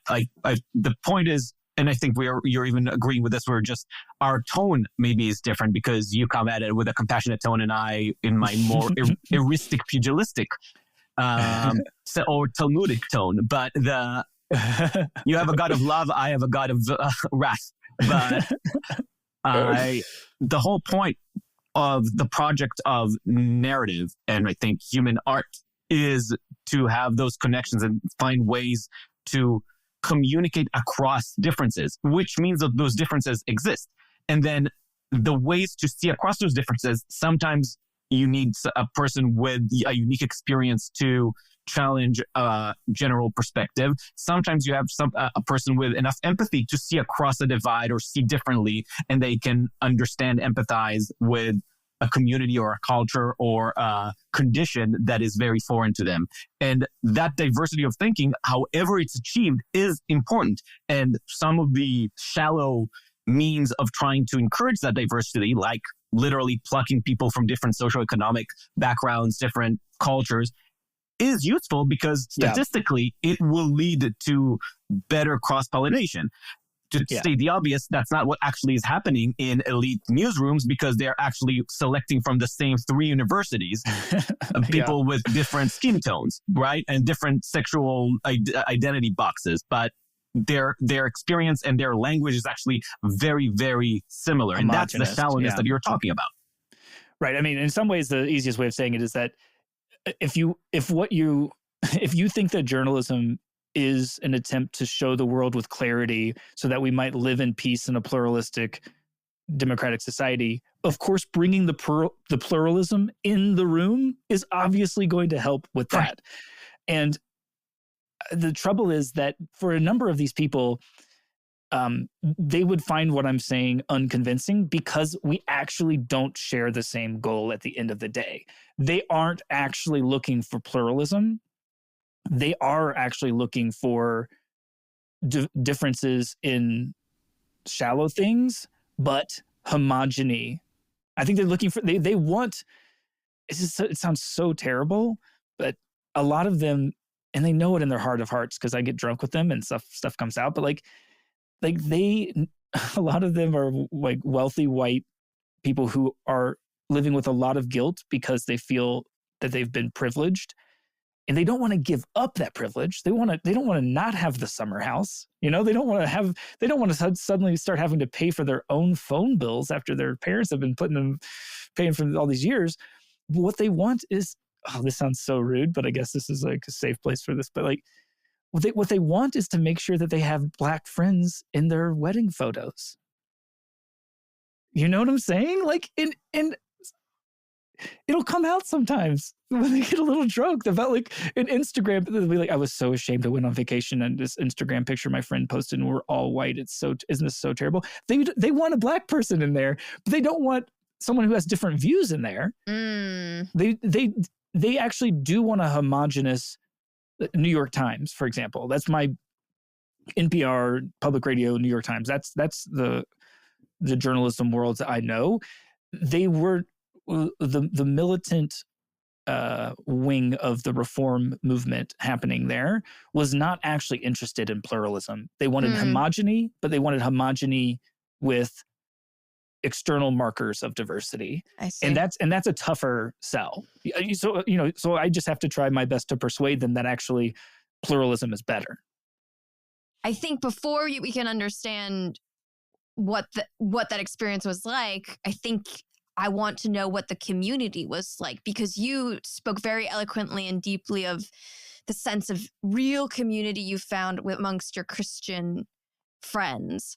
And I'm curious to what extent you found a sense of community once you came to the media world, a totally different milieu, totally different political beliefs probably that you're encountering. And did you feel accepted? Did you feel like part of the gang at some point in your media career and world? Absolutely. And it filled a hole that I had. I mean, I was briefly post-Christian. I was like briefly a vegetarian because I think I needed some sin to atone for. Like, you do these things where you're like, how do I fill this part of my life? I'm surprised you didn't go full vegan. That feels much more. Yeah, I couldn't go that low. No offense to vegans, but what are you doing? That's basically the Southern Baptist Church of vegetarianism. Yeah, exactly. They're really the gung-ho ones. But yeah, there was definitely the community of storytellers and narrative journalists that I encountered in my, rise in the media profession. There were a lot of the healthy markers that I had missed from my time as a Christian, because we did feel bonded by a sense of shared values. And that's, I just can't state it enough. You probably are right now bonded to the people around you by shared values. It's just that you probably don't talk about them a lot, right? Most people don't sit around saying, well, what are our values? I am an advocate that you should, because you're living by them anyway, and you might as well know their names and try and ask yourself if they're the values you want to live by. If they still fit 5 years from now, Exactly. Be in conversation with them. But journalism is a profession where you do talk about the values, and you do have to contemplate a number, especially when you're doing narrative journalism and you're telling other people's stories, and the whole ethos is to be nuanced. It will naturally bring about a lot of discussions that are themselves nuanced about how best to tell a story and what's a generous understanding and what's a misinterpretation. And there's a Talmudic bit of arguing that goes on, and it's very healthy in its best versions. And I had it in its best versions probably 2010, 11, 12. And then that 2015, it's that same era, 2014, 2015, when Facebook decided to stop showing you pictures of your friends at parties and to start showing you pictures of the BLM riots in Ferguson, when the algorithms that recommend cat videos on YouTube are now recommending Stefan Molyneux to one side and the Tumblr's people to the other side. There really was a profound change happening throughout society, and I had a front row seat to the way it was impacting journalism. And suddenly there were, very similar to my Christian college days, there just were a number of issues that were thorny on their face, but more importantly was what they might reveal down deep. So one of the kind of big moments of change that I like to talk about, because it was just perfect example of this, was I was at Radio Lab, it's an NPR show, And the show that got me into podcasting. I was a huge fan. We had a good run, didn't we? Yeah. We had a good run back in the day. So I still go listen to some of those old eps, and I'm like, damn, that was good. But I had found this amazing story about this mother who had made the very difficult decision to allow her 3-year-old daughter to socially transition. She had a son, but from the moment that the child was vocal, it was drawn towards things that are, stereotypically feminine, wanted long hair, only wear dresses, loved pink. And when the more vocal this child got, the more this child asserted with confidence that a mistake had been made, that he was a she and wanted to be known as a she. And after doing some research, she didn't really know what to do. She became convinced by something she saw online that it could do irreparable damage to her child to not allow a social transition to happen. And so she did at 3. And of course, it cost her a lot socially. You got to know that not every uncle is down that we're changing the gender of the 3-year-old. And yet it seemed like it was the right thing for her and her child. And, throughout the next few years, things were going fine. And then once the child got to first grade and was 6 years old, suddenly a flip happened where this transgender young girl no longer wanted to have long hair, wanted short hair like the other boys in school, no longer wanted to wear dresses, wanted to dress, quote unquote, like the other boys in school, was only really bonding with other boys or with boys, was throughout the course of the first 6 months they were in first grade, there was nothing on the surface girl about the look of their child. And the mother was like, okay, well, maybe I made a mistake. We can just go back. No big deal. But when the mother brought this up to the child and said, do we want to go to the old name or we can start saying he again? The child was confused and thought, no, none of this means anything. Like, I'm still a girl. I'm just a girl who likes to do these things. And it was a perfect Radiolab story because, what the fuck is a girl? At the end of the day, this is essentially a male who identifies as a female, who is a tomboy, who looks on the surface like a male. And I thought, okay, we did the interviews. I spoke to some neurologists at Columbia about this theory about female brain versus male brain. And we were working on, how to tell the story well and sensitively. And then it got to a stage where we started to seek feedback from other producers on the team. And all it took was 2 younger staffers saying, I don't think that this is his story to tell. Andy, why as a cis het white male do you want to? And I had no idea what cis meant at the time, by the way. This is how naive I was. I wasn't aware of any of the drama around transgender identity at all. And this was 2014, late 2014, early 2015. And there was this sense of, why? There was a suspicion. Why are you so curious about this? And an assumption that I had something against trans identities. And when at the end of the day, I just was like, this person's going through a really interesting thing that feels like it could shed light on this massive question about sex and gender that every culture around the world is navigating in their own ways all the time. What does science say? What does society say? And then what at the end of the day is this person's experience? That's a perfect Radiolab story. But feeling like it was going to cause waves, we killed it.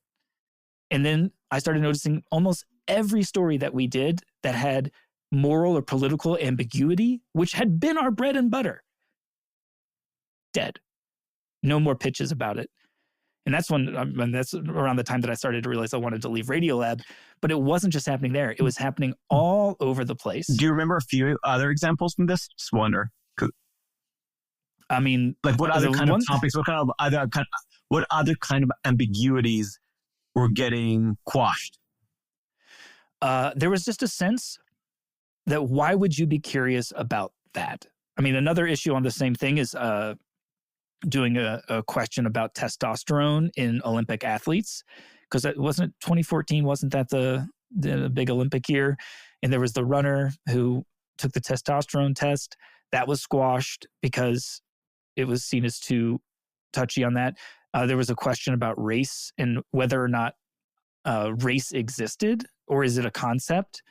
It's a fun. I mean, I don't know if you know this. Like, it's a strange mystery. We don't exactly know why there are these different populations, and there are these competing theories out there. Some of them are liked by the old school scientific racists, and some of them aren't. But we were like, at the end of the day, what should matter is what's true. And it got into this. There, I think in 2015, I think it was around the time that the study had come out that showed that there were Neanderthal DNA in some people and not in others. And did that mean that the others were more human? Then it just got squashed. It's like, no, we're not talking about any of this stuff. But once again, it wasn't that anyone was being nefarious. And there was no rogue racist on our team that we needed to protect for the world. It was just seen as, number one, it was like suspicious. Why are you so curious? Why are you trying to be so generous in your understanding about what might be a quote unquote dangerous idea, a wrong idea? And then there was this big, and this is a huge change. And people need to know this because this would become way bigger at the New York Times, especially in 2020. Suddenly, there was always a presence in the room that had never been there before. And that presence was, what will that militant part of the internet do or say if we were to do this? And that ultimately started to change what we were willing to do, what risks we were willing to take. And that militant, it was almost unspoken at first. And then it would be spoken. People would say, hey, that's going to, like when we came up with this word canceled, like one of the reasons that media people, I think, liked it so much is because we finally had a word to describe what we had been experiencing since 2015. Like, oh, that could get us canceled. It's like, I know exactly what you mean. Let's let that slide. And I think that sense of fear of social ostracization, and also the reality here is that the media business is a money-making business. We're not in it just for the values. The New York Times wants to make money, right? Now, they're a mission-driven organization, so they don't only do that which makes money. Same with public radio. They don't only do that which makes money. They will allocate resources to reporting stories that they know aren't profitable because they think they're worthy. But at the end of the day, they want to make sure they're making money, and getting canceled is no way to make money.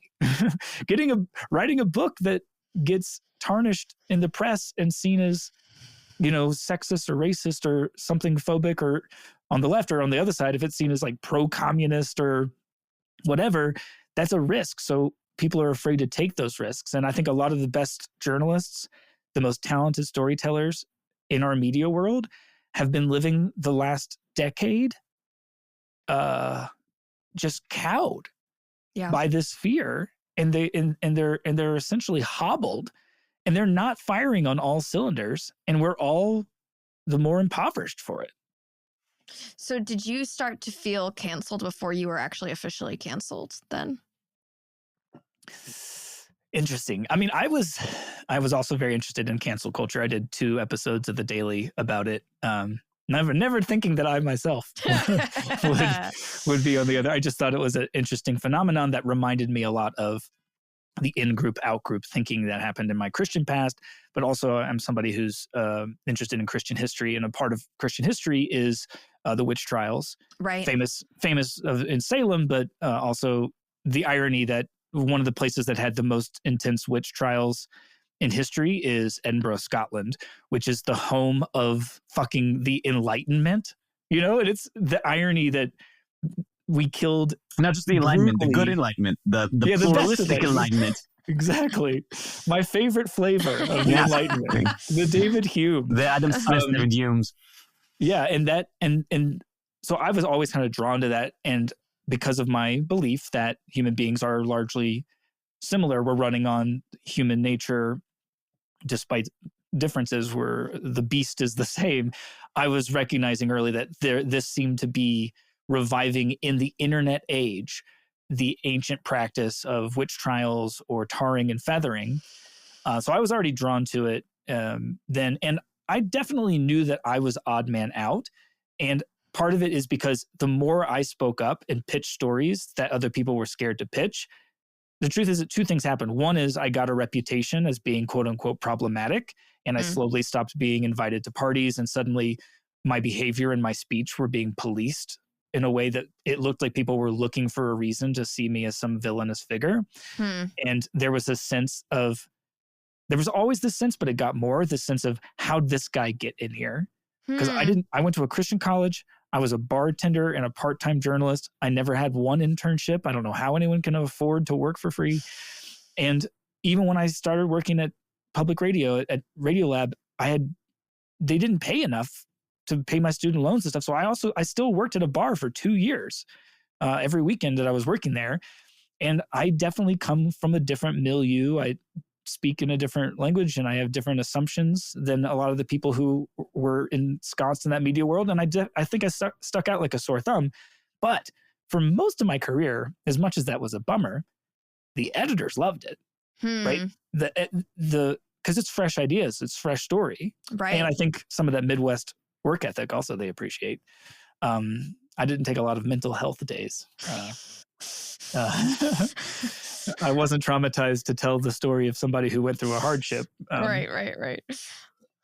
So that I didn't think of, I was just getting too much feedback from the bosses that my skills and my courage were profitable and valuable.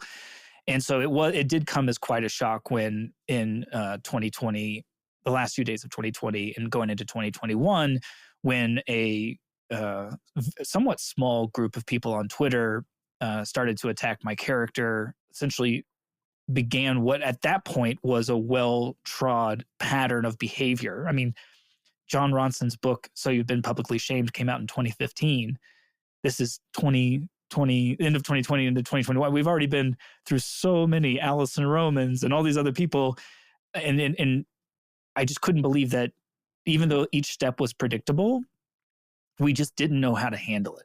Like me as a person, my friendship crew, the New York Times, my employer, it's just hard to know what to do when those wheels start spinning.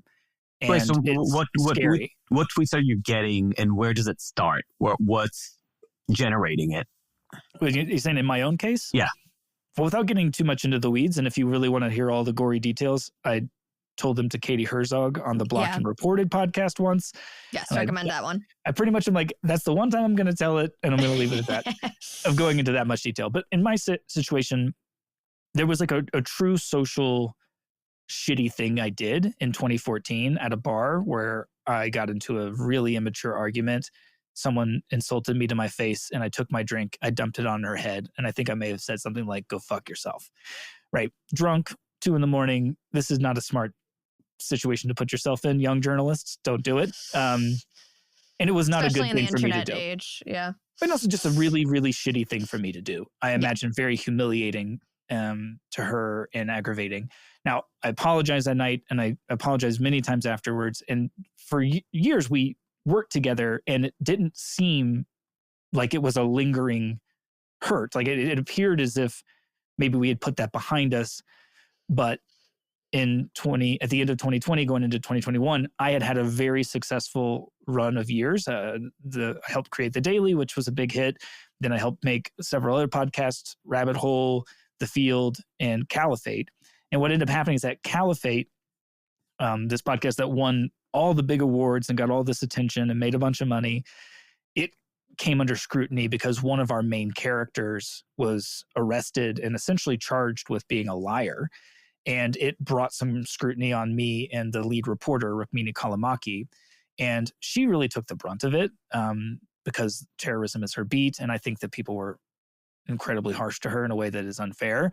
And because I'm a minor character and because no one really blamed me for any fact-checking errors, I was the kind of first wave of it. I didn't get hit with much criticism, but it gave the opportunity, because I was in the public spotlight, for some people to say, this guy sucks. And it started with, years ago, he dumped a drink on my friend. And then it became, this guy abuses women. And then it became, this guy sexually abuses women. And then, stories about how I rubbed someone's shoulders, stories about how I took my shirt off at a party in Brooklyn. Some of it true. I definitely took my shirt off at that party in Brooklyn. But there was a kernel of truth that I had either made poor decisions, like to dump that drink on someone's head. I'd committed some social faux pas. Like I definitely was the huggy guy in the office given church camp vibes in 2013 before I was essentially told, we don't do that here. Don't touch anyone. But it wasn't, no one charged me. At the time, there was no sexual harassment claims. It was just, bro, not everyone needs a hug every Friday when you leave for the weekend, you know? But over time, it had morphed into this caricature. And then through the game of telephone that is Twitter, it was just a few weeks before I was being accused of serious crimes, sexual assault, of being a degenerate pervert, and then social crimes. I was a transphobe. I was Islamophobe. And I want to be clear that there was never anyone who came forward that claimed to be a victim of my alleged assault or whatever. It was just a vibe on Twitter that got a life of its own. And it led to a boycott where essentially every time we posted a new episode of The Daily, people would go underneath, Michael Barbaro's tweet or underneath the New York Times tweet, and they would say, I'm not listening to this anymore until you fire sexual predator Andy Mills. And it just took on a life of its own. And before long, a number of things happened that are incredibly heartbreaking. I mean, number one was that some of my old colleagues at Radiolab, people were coming after them saying, why didn't you fire Andy when he was there? How was he allowed to become, have a successful career if he was dumping beer on people's heads, And they made, a decision out of fear to distance themselves from me. And they never accused me of anything, but they essentially said, we are so sorry that we didn't discipline Andy more when he was here, and we hear you, and we are committed to diversity. And it was like boilerplate thing. Mm-hmm. And then that hurt because a lot of those had been some of my best friends and the very people of Vanessa who were that tight bond. It was one thing for them to abandon the values in our work, but it was another thing to watch them publicly distance themselves from me and then watch that end up on CNN, watch that end up in the Washington Post, And then the second disappointment was that as much as the New York Times was trying their best to help me survive this storm, at the end of the day, more scandals started to rack up. Not with me. It ended up that Donald McNeil Jr., another reporter who also had a hell of a 2020, he and I both were on the short list for the Pulitzer Prize. We really thought we were doing so good. But then he had a scandal. And then it became, look how the New York Times treats these white straight men. And that brought out, and Donald McNeil's far more famous than I was. So now Fox News is covering it. And it just seemed that the only way for the public shaming that I was going through, which was taking a toll. I mean, people emailing you, telling you to kill yourself, thousands of strangers. I mean, I'm starting to hear from my aunt, my sweet aunt, who's like, Andy, one of my people at yoga class was asking me about you today. She says she saw on CNN that it takes a toll. Like you think that you should kill yourself because to the world, you're just a sick fucking pervert, and you're never going to get over it. And which isn't true. Anyone who's out there who's going through some of this, it sucks, but the worst of it goes away in a year.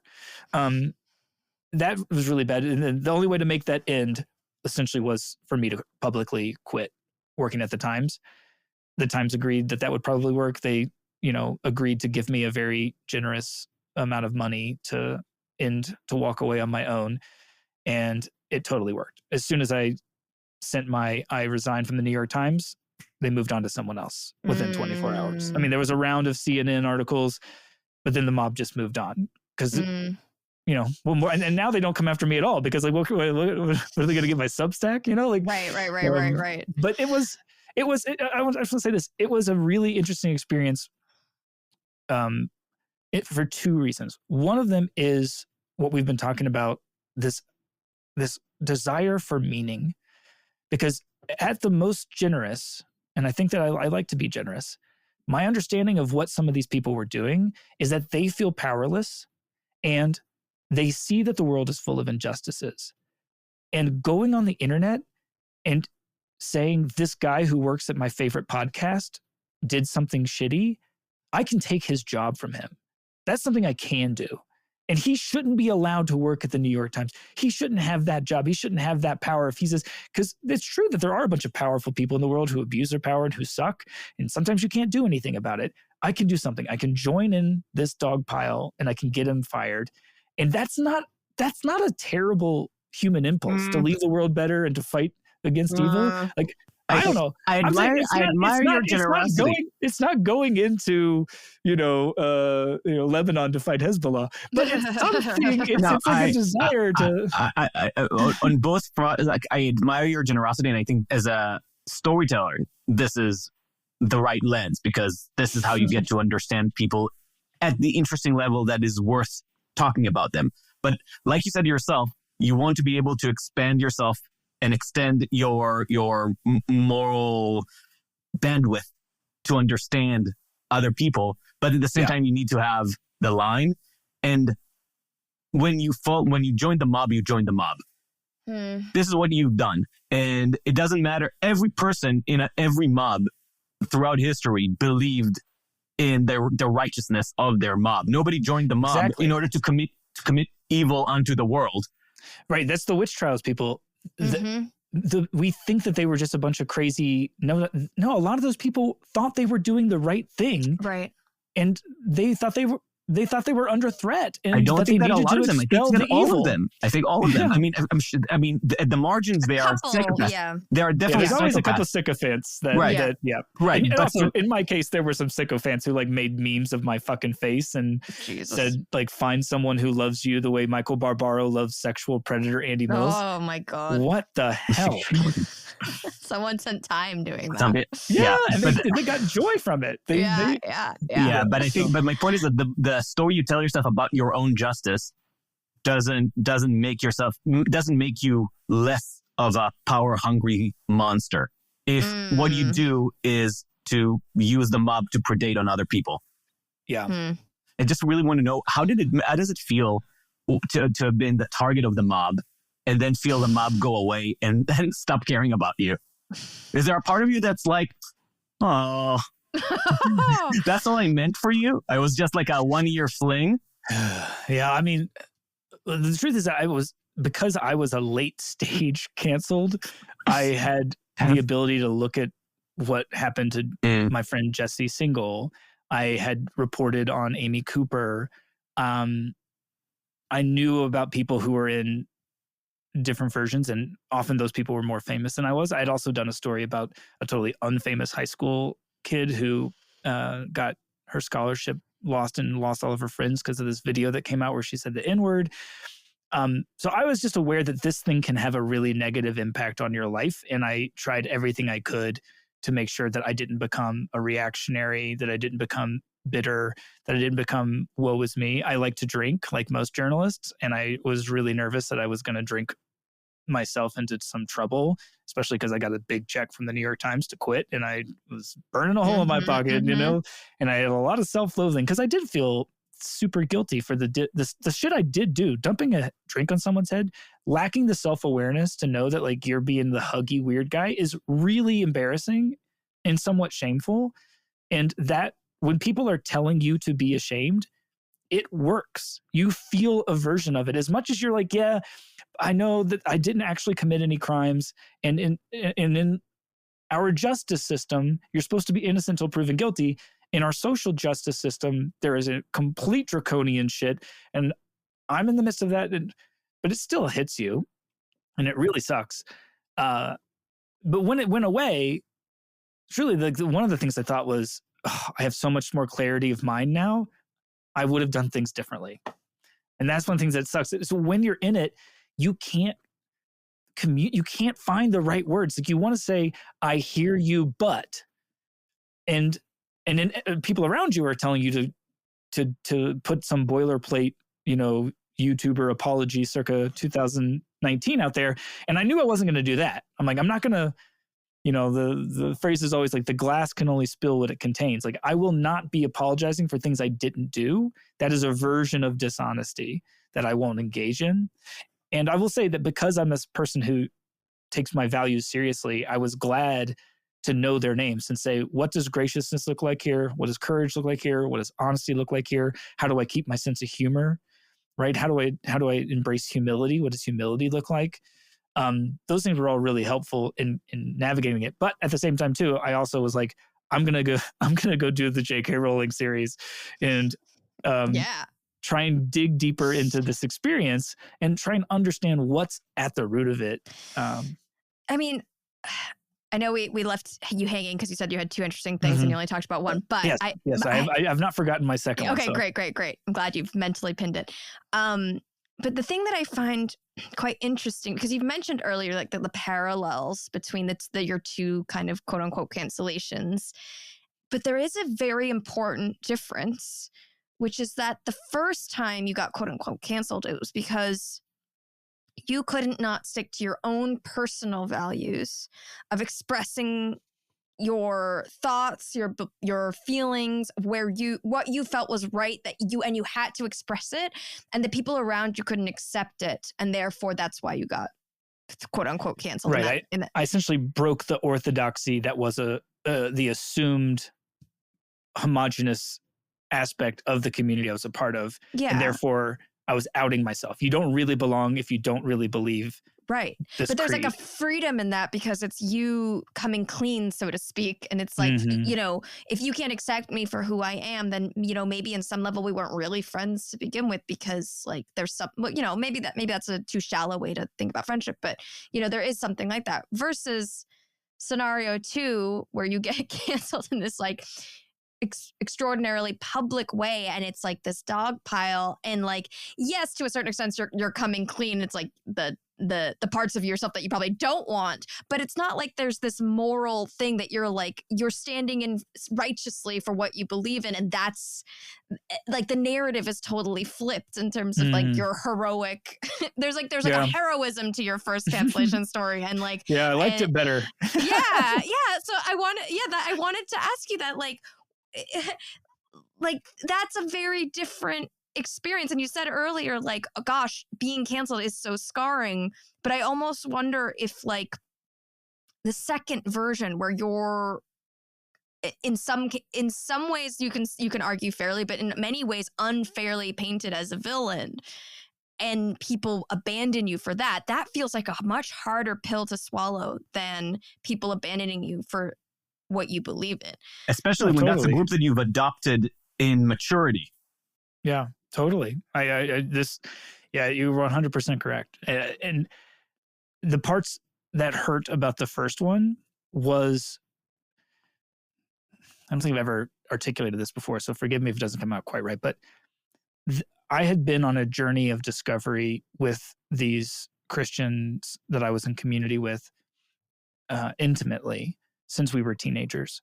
And of course, along the journey, we were learning things together, and we were sharing things that we learned. And that was a part of our bond, right? There was an intellectual part, and there was an emotional part, a spiritual part.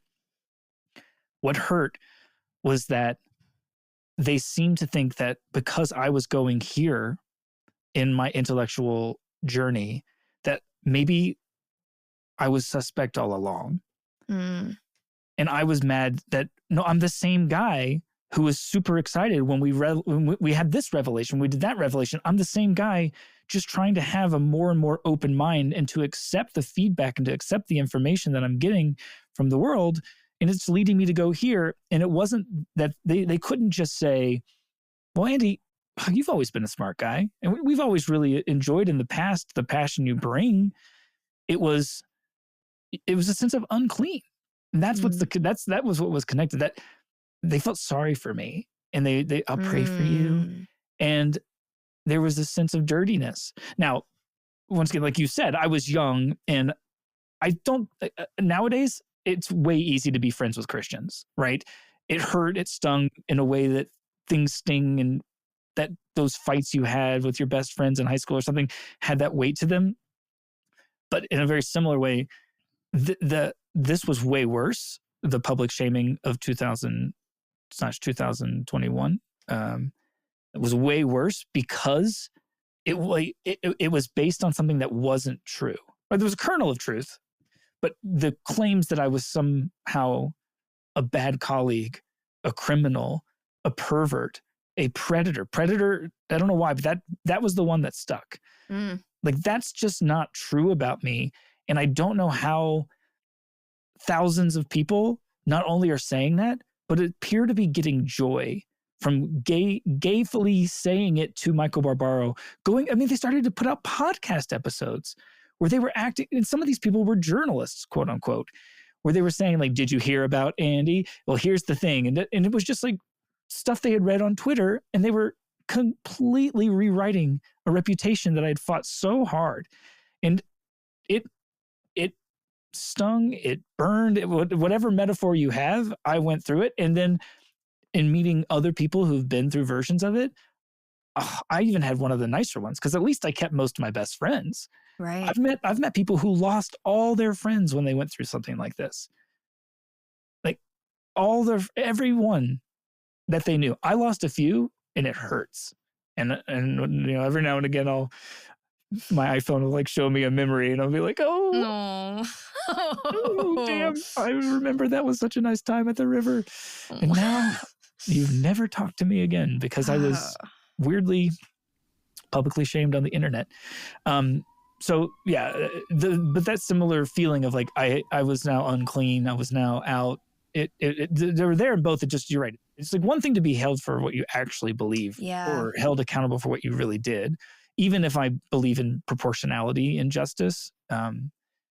And so I mean, this is a good pivot. Let me pivot back to the second thing that was interesting about this, because it is connected to this point, which is, since leaving the New York Times, I am a part of I'm often rubbing elbows with the heterodox crowd, or whatever you want to call the crowd, right? Yes. And a lot of them have questions about what is up at the New York Times. Are there a bunch of activists, or is it truly there's a civil war? And the most helpful thing that I tell people is that, we are in this decade of us trying to see how we're going to live with the internet, how our society is going to adapt to social media. A lot of institutions are up and asking themselves, what are their foundational creeds, and do they want to keep them or not? And media is no different. And inside of a place like the New York Times, there are two important and distinctive different movements of reform that are taking place. And I think they get confused as the same thing sometimes. One of them is what often gets called like the overly arrogant liberal view. I love liberals, I love conservatives, whatever, but I'm describing the New York Times world here. And this is in some ways embodied with New York University media journalist Jay Rosen. And they essentially believe that the Democratic Party is right about pretty much everything. Their policies are good and way better than the Republican policies. But the problem is it's hard to communicate that. And that only if Democrats were better at communicating, the working class would all be Democrats. And so they naturally see a problem with the media, because if the media was doing its job right, there would be no working class Republican in this country, because they would show them how good the Democratic policies are. And that group of people wants to see a reform. They often are fighting against both sidesism. They fight against what they think of as the tyranny of fairness, the obsession that the New York Times, they see it, the New York Times is way too obsessed with being fair to Republicans. And they think that if we were doing our job well, essentially most people would believe that Republicans and conservatives were essentially a destructive force in society and shouldn't be allowed to have power. And that's an interesting thing to believe. And there's a lot of them. Let's make sure that we understand this is the compassionate way of describing this mindset. The other way of describing this mindset is a total lack of belief in democracy, in the ability. Now you're getting into the second group, right? So you're going to go to the illiberal. I think there is already some illiberalism here, because there is an assumption that in the whole logic of the working class voting against their interest, false consciousness, all of that assume that we don't really believe in democracy, because democracy is not really the tool to get to people's real interests. We need to know better than the public what they want, and either get them to understand it, or otherwise implement it despite their votes. Yes, there's this side, and I think Jay Rosen it just embodies this. And I say that not because I consume everything Jay Rosen puts out. I would love to debate him. And I think that his views are totally worth wrestling with. I just, at the end of the day, think they're wrong. But one of the issues I have with him is it's incredibly condescending. And it harkens back to, like I said, there's a lot of attempts to revive 18th century journalism where magazines and newspapers were really, really partisan. And everything they did was to further the power of the political party that they were attached to. And that was a part of the aristocracy that existed more in the 18th, 19th centuries. And I think that there's a vibe of that for sure. We, the NYU professors, we, the elites, we know best, and we just need to manipulate the masses. They wouldn't say manipulate. They wouldn't say these things, but I totally see that. And that, of course, is a liberal. But that's one group. And at the end of the day, that group still thinks it's good to have an op-ed page where you have a diversity of points of view. That group still, by and large, believes that you should go to a Trump rally and profile Trump voters. They just think you should add things like, which is untrue at the end of anything a Republican says, or, which is racist. But again, mind you, that you need to do all that. You need to do all that, not because truth matters and we believe in an informed public, but because doing so gives us the tools to teach people what they actually believe. So we can tell you, the poor, the working class, the ignoramus of society, what it is that you actually want. Yes, you are picking up on a condescension in the Group 1 reformers, the overconfident. I call it authoritarian paternalism, but condescension also works. Yeah. Well, then there's the second group, which is interesting because they're far harder to define by what they believe in, and largely they're defined by what they fight against. And this is the group that often gets called the woke mob or the militant left or whatever. And they essentially have a sense that there are forces out there like white supremacy that are almost like sin. They're everywhere and they touch almost everything.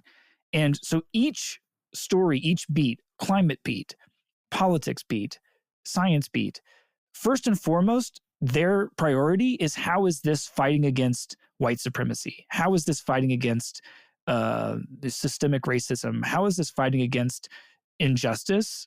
And that injustice, you never know what manifestation it's going to take, but they essentially want every story to be a version of that story. And they are, in some ways, they remind me a little bit of the Donald Trump crowd, because it's like the details of what they might believe aren't super firm, but they are really against the elite, right? And this group is very similar. Like, I'm against this amorphous group. And this is the group that can be worrisome because they are against free speech, full stop. They actually think free speech is the tool of the oppressor. They are against diversity of viewpoints. They think that publishing an opinion that they strongly disagree with in the opinion section is at best a betrayal of the newspaper's mission, because you're going to give people permission to have a view that they don't think anyone should have permission to have. And at worst, they call it trauma. And therefore, it's actually a workplace safety issue. And you saw this happen when James Bennett got caught in the crosshairs after the New York Times published an op-ed by Tom Cotton, where he was arguing for the U.S. government to send in the National Guard to bring order to the chaos in the streets during the rioting of 2020.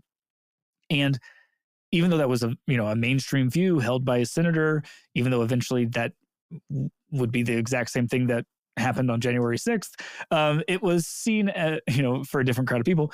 But the claim was not, this is not something the New York Times should have published because we have some reason. It was this puts us in danger.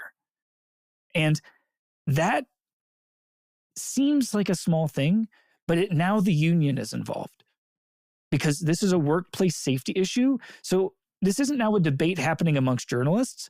This is the union saying that the leadership of our time, of the New York Times, is putting people at risk.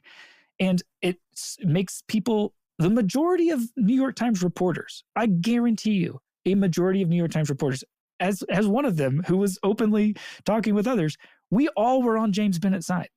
It was a small vocal minority who were able to wield this power, who didn't even quite understand what they were doing, who were able to not only get him fired, but to bring in this deep sense of fear about stepping out of line at the New York Times. And at the end of the day, I don't think if you sat them down and said, what is journalism for? Why was that a good thing? I'm not even sure. The thing that's so troubling, I'm not sure they have a good answer. And they make me nervous because at least the first version, which I agree with you, is not a reform movement that I think should take root at all. But at least I know how to argue. I can follow Jay Rosen's arguments, and he's not the only one. There's a lot of out there. Margaret Sullivan at the Washington Post. I can follow their arguments, and I think they're worth debating. And I would make sure to give them as much generosity as possible in that debate. I get scared of that second group. They don't seem to have a lot of foundations. They have a lot of grievances, and that the good news is that second group I think is losing. Maybe because of that, maybe because they lack those foundations. I think that if you look at the New York Times' coverage of, let's say, the two most controversial things of the past year, Israel, and their coverage of Joe Biden and his obvious decline. Yes, if you are anywhere on like the center right, you have been appalled at the lack of courage they had to just say what we all could tell. Joe Biden is dying, man, right in front of us. Or you get really annoyed at how hard they seem to not notice the, pro-Hamas flags at the protests that they covered. Didn't make it into any of your photographs, huh? I know that that's annoying, but in the milieu that they're in, they have been, I think, guided by their principles in the face of this small militant group that wants them to be completely in the can for their social causes and fighting against, for the second group, Israel just becomes another version of white supremacy, right? Which is hard for people to wrap their minds around, but I'm telling you, it's happening. And there are people who work at the New York Times who are trying to make the Times into that organization. Right. And as much as we have criticism of the Times coverage of Israel, they are saying, no, thank you.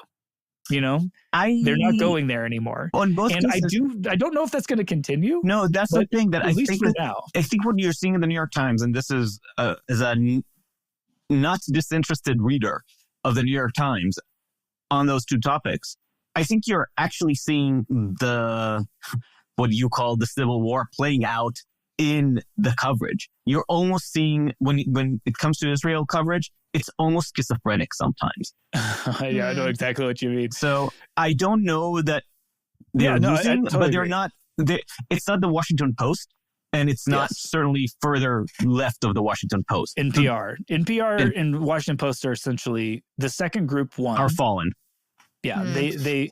I don't know if they will continue to, because both of those companies are losing money so fast. And the New York Times, by the way, is making more and more money, getting more and more subscribers. I say this to media people who might be listening. It doesn't work to go with group two. But yeah, the Times hasn't quite gone there. But I totally hear you. I mean, and look, I'm still best friends with some people who work at the Times. You don't think I'm sending those emails and those texts, send a screenshot to be like, right. Can you believe this? I mean, not to, there's a lot of good people who still work at the audio department of the New York Times, but the Daily was one of the things my most proud, like me, Theo Balcom, Lisa Tobin, we made this podcast, one of the most proud things I've ever done.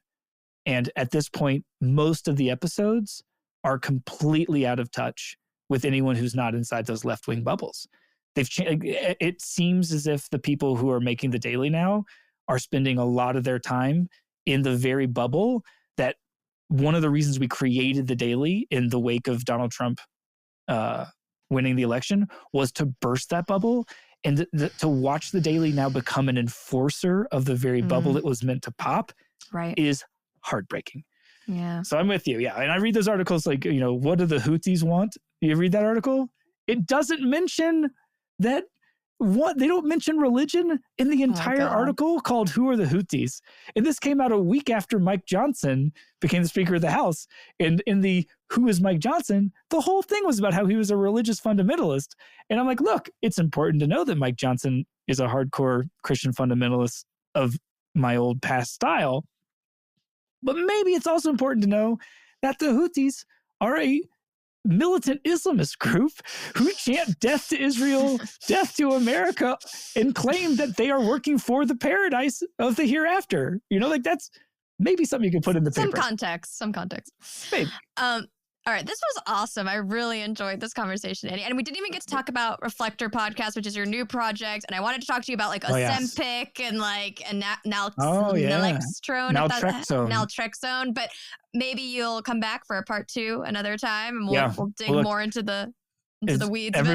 Everyone, please, if you like podcasts, take out your podcast app, your phone, and open up the app and look for Reflector. I make it with my friend Matthew Bowl, and we tell stories and we try our best to live out this value of nuance. And we have no idea if it's going to work. We're totally independent right now. And so listen to it if you like that sort of thing. In case it's not clear, with Vanessa's compliment earlier, Andy is one of the, if not the best audio producer, journalist in the business right now. So if you have not listened to his work, do so now, immediately. Remediate this immediately. And Witch Trials of J.K. Rowling is also very in the Uncertain Things audience vein as well. So I'm sure they'd like that one too. All right. Thank you. Thank you all for having me. I'm sorry if I blabbed too much. Thank you for listening to Uncertain Things. Follow us on uncertain.substack.com or wherever you get your podcasts. If you're feeling generous, give us 5 stars on Apple Podcasts and share us with your friends and enemies. Until next time, stay sane.